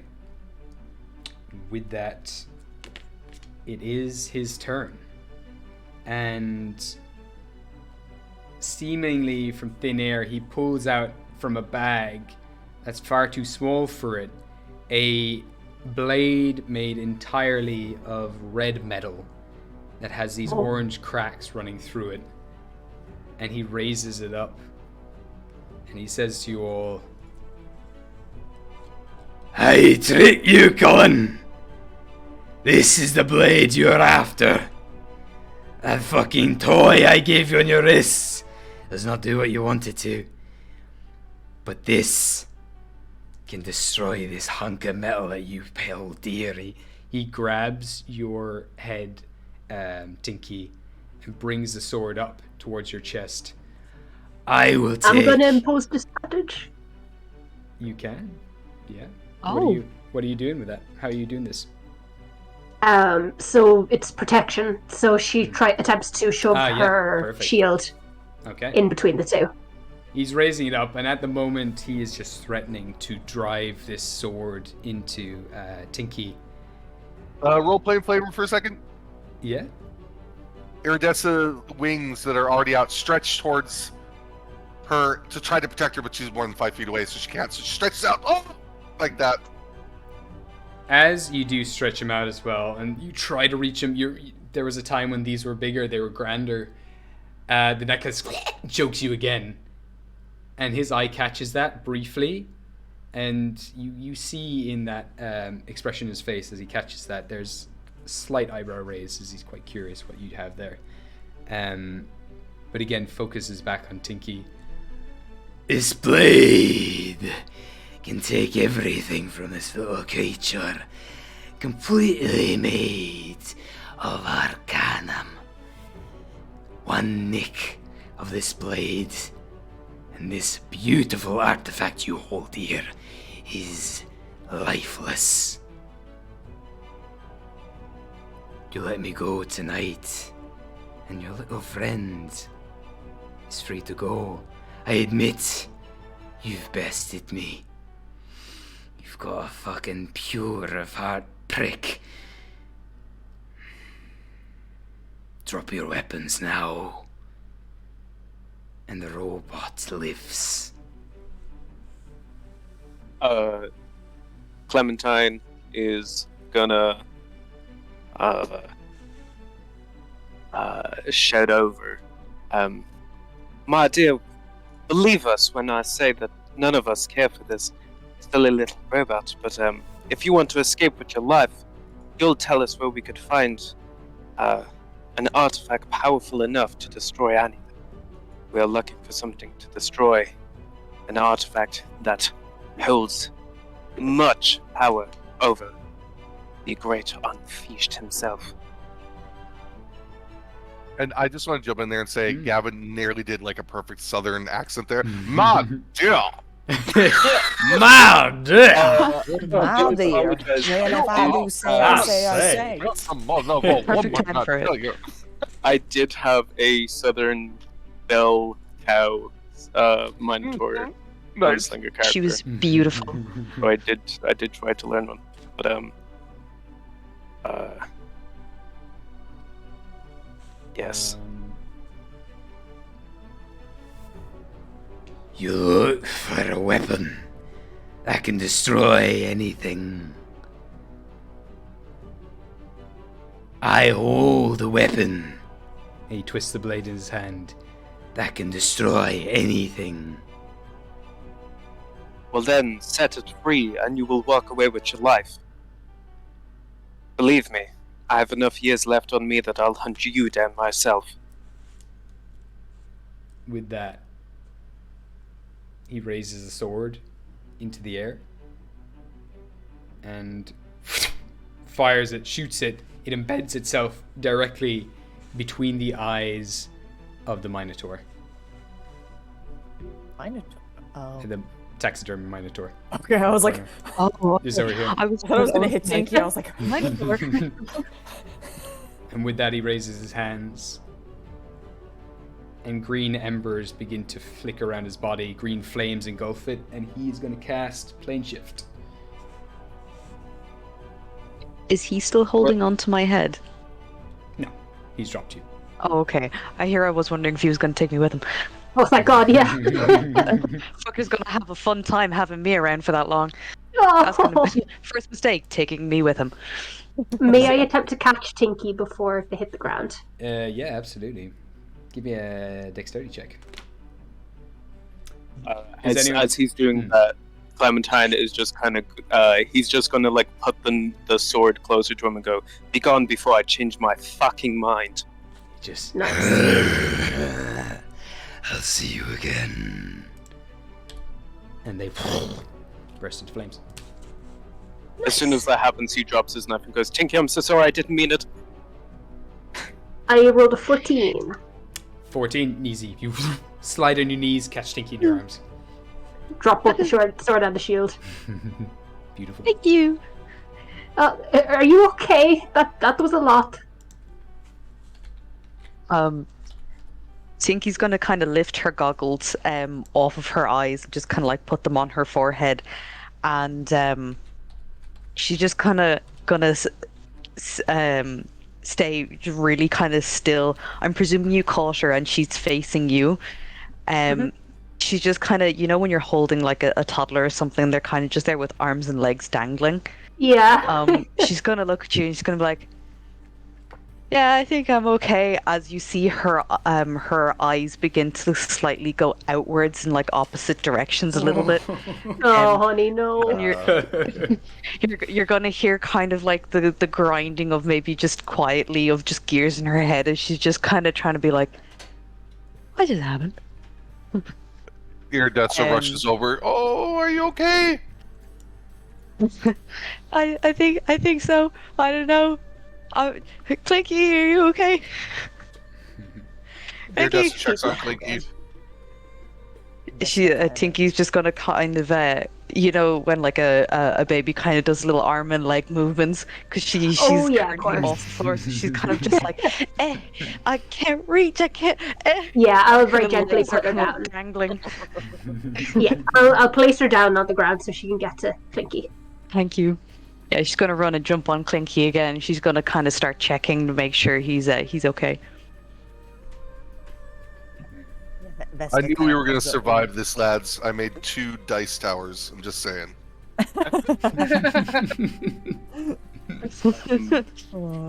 Well. Oh, sorry, go on. That's okay. No, Vesna, say it. Go.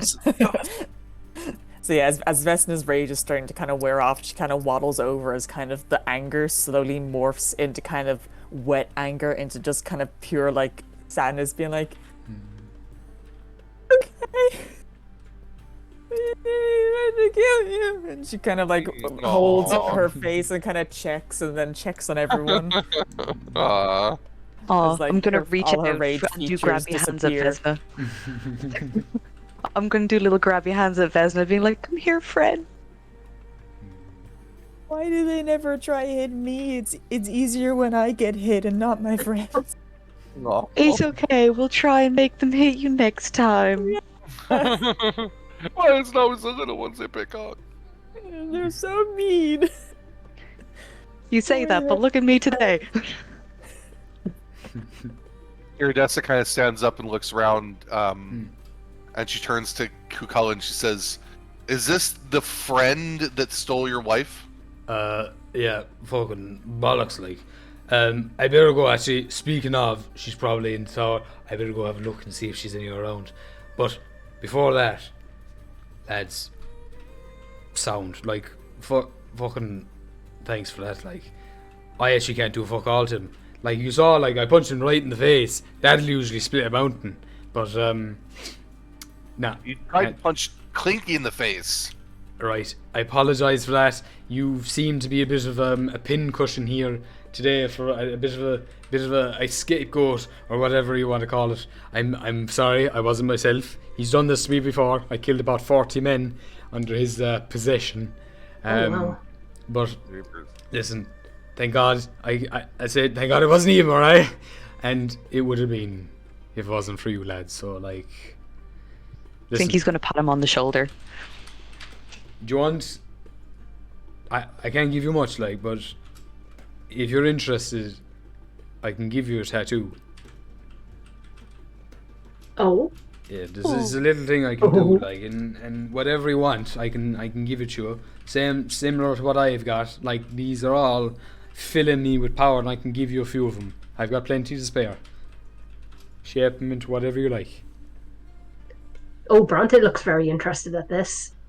She's gonna like eye up the tattoos he's got sort of all over. I'm pretty sure he's covered in tattoos, right? Yeah, smothered. He's got loads, and when you see his back, then it's like the Book of Kells and intricate designs. And... Very cool. I love that. Right. Well, that's Yeah. Step here then. What's your story gonna be? I mean, well, how should I put it?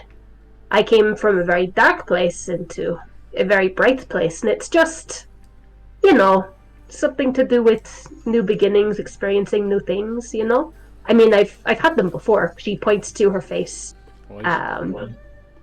These are those. Hopefully they will not hurt quite as much. No, you'll be grand.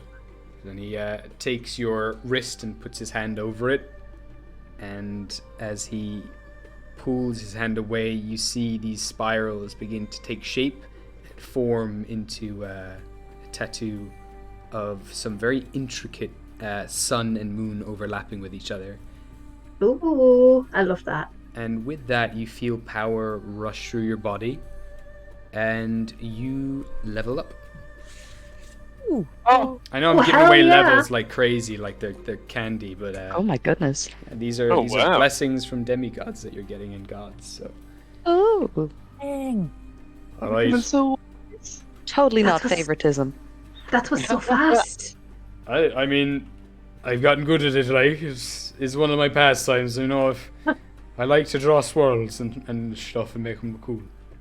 Mine was done with a needle and ink. It took hours. Mine is done by putting my hand on your arm and thinking of the thing, and now you have it. You know, I think I prefer your version. You've done a really good job. Thank you. The needles sound complicated, alright, anyway. And don't worry, you did great today. I hope you know that. I You've just been mean, having a rough time, huh? little bit. It's been difficult, alright, you know, just trying to keep a cool head and all that, but no, I can't thank you enough now for helping me out. Just, does anyone else want one while I'm at it? Listener Yeah. raises their hand. Oh, no, yeah. everyone just raises their hand. Yeah, you know, Everyone gets queue up. tattoos. Has And, 2 hands. He can multitask. one by one, you can describe what you want him to give you, and that is a tattoo wherever you want on your body. That is giving you a little fragment of Cuchulainn's power. It's like Vesta like lifts up the back of her shirt, so it's like to show off these like natural wasp stripes and spots all up her back. They kind of look like tattoos, but they move with her skin in a way that's very clearly almost like a birthmark. It's kind of odd. So she wants like an enhancement of them. Yeah, so you do. He runs the designs between them all, and he says like, I've seen these before, but like, they don't exist. You know, like these markings. I'm very familiar with cool drawings. Like I do a lot of research myself, so I can draw cool stuff. Are you a queen, by any chance? I'm supposed to be, but I mean, these. I'm not quite there yet. These say you're a queen. Like they are the fairies. Like I told you about them. This is Queen of the Fairy shit. Savage. Yeah. Very cool. I've never seen them before, and I don't think anyone else has, to be honest. They're meant to. There's some story behind it. You know, the Queen will come and all that. Looks like the Queen will come. Helped me out anyway. She goes. Always happy to help out a friend. She kind of gives him a punch in the arm. Doesn't make it. It's like punching rock. She's kind of like, yeah, and then kind of when he's not looking, shakes the arm like, He gives you a punch back. it's like being punched by rock. Yeah, it's like a 30 to hit. But you go flying through the room. What does everyone else want? oh my god, are we all allowed one? Yeah, absolutely. He's Oh my here to God. give them away. While so this is drunk. going on, you can have a think about what you want to do. You can also think about it for next week if you want to have a think for now. And if you Oh, don't have any yes. ideas. I did want to quickly, while they were talking originally, Clementine went to pick up the sword. The sword is gone. And there is Sword is not a gone. single mark in the stone. It looks like the sword, again, being acquainted to magic, Fast. there was no sword to begin with. He lied. Fooled me. Fooled us all. Took us for fools. But Well, Ava I would mean- like that too. Yeah. I made him a promise I will hunt him down. New backstory. Ava would like a tattoo on her bad shoulder. Oh, what is the tattoo gonna be? It's gonna be a tattoo of a good shoulder. Luke. Just a tattoo that says shoulder. I love Here. that. That's I love that so much.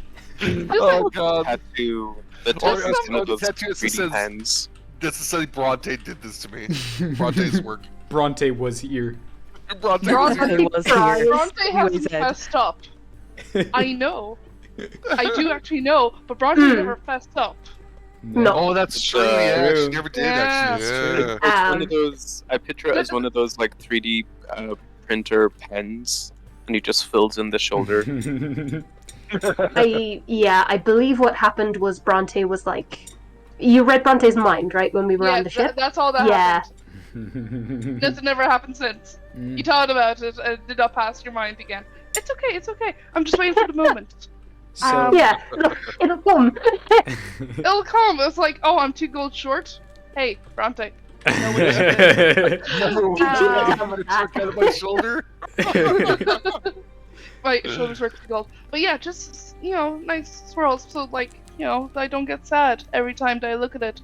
That piece of me's missing. Just, like, celebrate the fact that I'm still breathing. Because that might be something to celebrate. Maybe. I know exactly what you want here.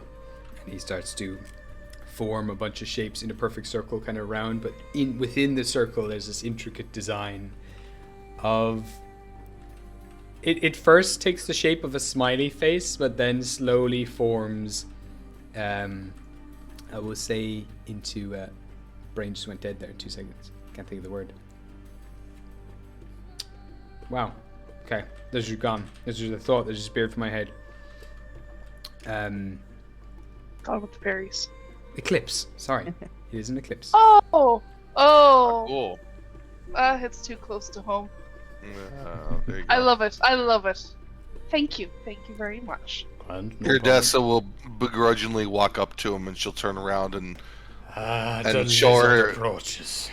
show him her back as she lifts up the kind of cape from her back and shows him her broad kind of, because she has an open back right on the thing, and she'll say, "Give me back my wings, Aww. please." Absolutely. A lizard with wings becomes a dragon, and he begins to form some kind of spirally wings, Celtic wings along your back. Nice. Hope they grow in anyway. Hope they don't stay that small. Hopefully it'll just get bigger with time and the shelf anyway. I'm not good for words. I was trying to think of something smart, but like, It's okay, big guy. She turns around, kind of pats him on the arm. You're all right. you're not bad yourself for a dragon. I've never seen dragons before. I only know the one dragon. Well, you still haven't seen a dragon, really. I mean, She walks off. That's a dragon. And he points to the Alexi, Lexi. Yeah. as she kind of puts her hand up and she curls Lexi around her hand, she says, "No, this is Lexi. Lexi's different." And she kind of walks off and goes over to look at some stuff. And he kind of just turns to the rest of you. He's like, "She's not though. They smell the exact same."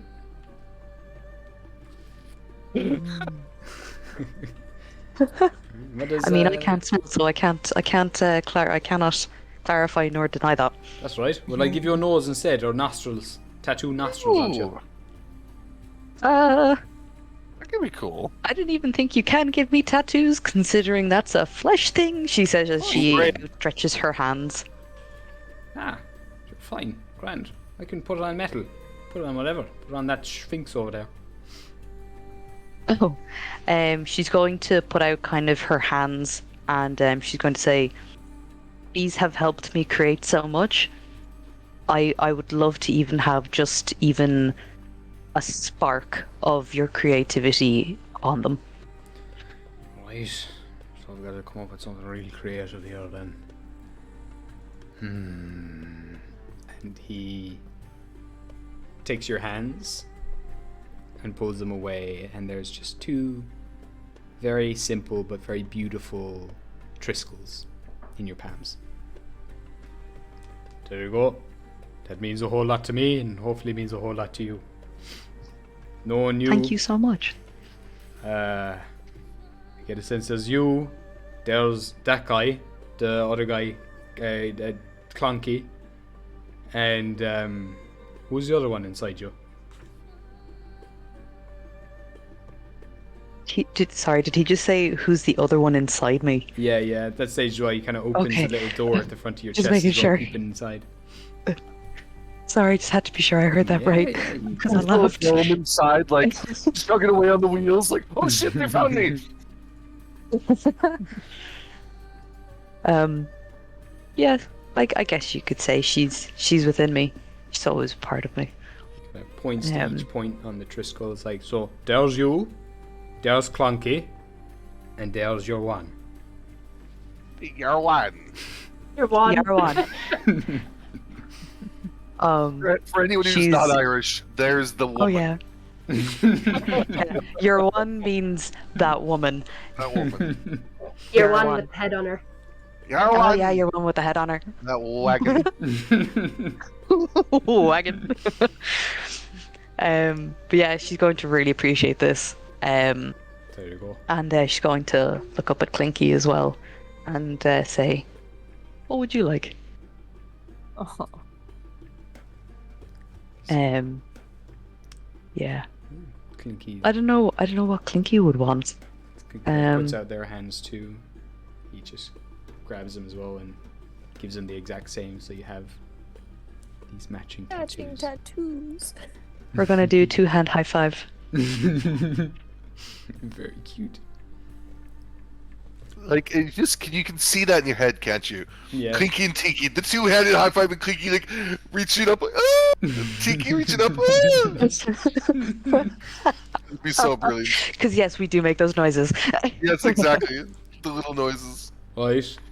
Last one then. Mr. Fairy. What'd you like? Oh, I'm not too sure, to be honest. He's the Stater. I was only messing earlier. Oh, right. So, Satyr, what do you want? Surprise me. Right.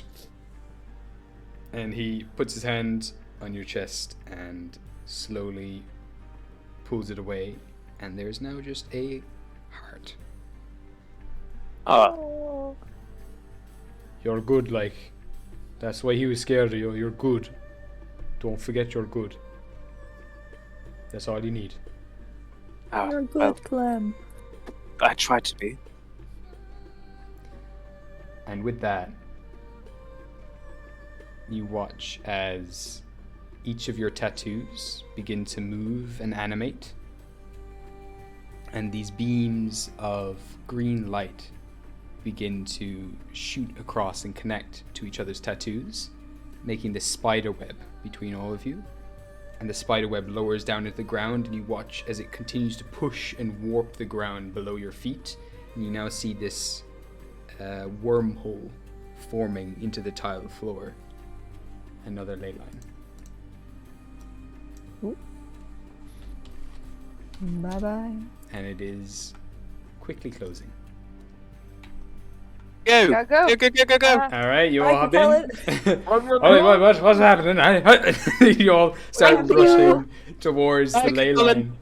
And Thank you. We have to go find your man at a different time than goodbye. I don't know what that means, but goodbye, savage. And you all shoot down. This time, instead of a water slide, you start to slide down these neon spiraling tattoo designs all around this tunnel. And you move on to another time and another place, which we'll find out where next week, next Friday. So, thank you, everybody who's been watching. And we hope we can see you next Friday, 6 p.m. Irish time, to pick up from this episode. Well done, everyone. You did it. I have to say, music in the background, banging it, absolutely banging. Oh yeah. Ah, shucks. I've been tapping my foot along Absolute the entire time. tunes. So, as for our winners, I believe you have been whispered to for the mystery dice. But just to let you know again, our winners were TGGDSD. Congratulations, you get some mystery Totally dice. don't know that guy. 'Cause I totally don't know him. And Keely Well underscore done. the underscore cat. Congratulations done. to our second winner. Congratulations, love Kitty. that Well Well done. And now for one final announcement for the our art giveaways, the fan art giveaways. So we were thinking that these dice boxes are kind of empty. There's no dice inside them. The dice vault here that we're going to give away. So we have a new plan. For the next 3 weeks, we are putting out the challenge to all of you to just start spamming social medias with the hashtag AD&D. It doesn't have to be artwork. It can be anything. Your favorite moment, screenshotted, anything related to the stream. As long as you put the hashtag AD D&D, I want you to fill that with all the social medias. And for every 100 posts that we get, this prize, which is the dice vault, is going to be upgraded. It's going to be leveled up for every 100 posts. So it's going to start with a simple pair of dice, if I'm correct, Luke. And as we get more and more posts, come the 3 weeks, hopefully this prize will be a mega giveaway, and it will be given out to the best fan art piece after the 3 weeks. And every stream, we're going to update the stream and let you know where we are. But yeah, start spamming hashtag AD&D all through social medias. And very similar to like a Kickstarter, the more people that spam posts, the more posts we get, the bigger and better the prize will get. And if we get like 1,000 posts, we're gonna go big. So like we're trying to really encourage everybody to get out there and talk about it and have fun and doodle it and just just really get into it and enjoy it. And yeah, if we get some, if we get 100, we're gonna add some dice to it. If we get 1,000, we're gonna add some really expensive, like stupidly expensive dice to this vault. Right? Big. Yeah, we're gonna go just 9 foot man obnoxiously big. expensive dice. All right. We go from Clinky big, which is big, to Cucullin big, which is hecka-chonk. Hecka-chonk. All right, so keep that in mind. Just start spamming all your social medias at hashtag AD&D. And yeah, we'll see you next Friday at 6 p.m. To see where this party ends up next. Thank you all for watching, and bye. Oranges! Oranges! Bye. Bye. Bye. Bye.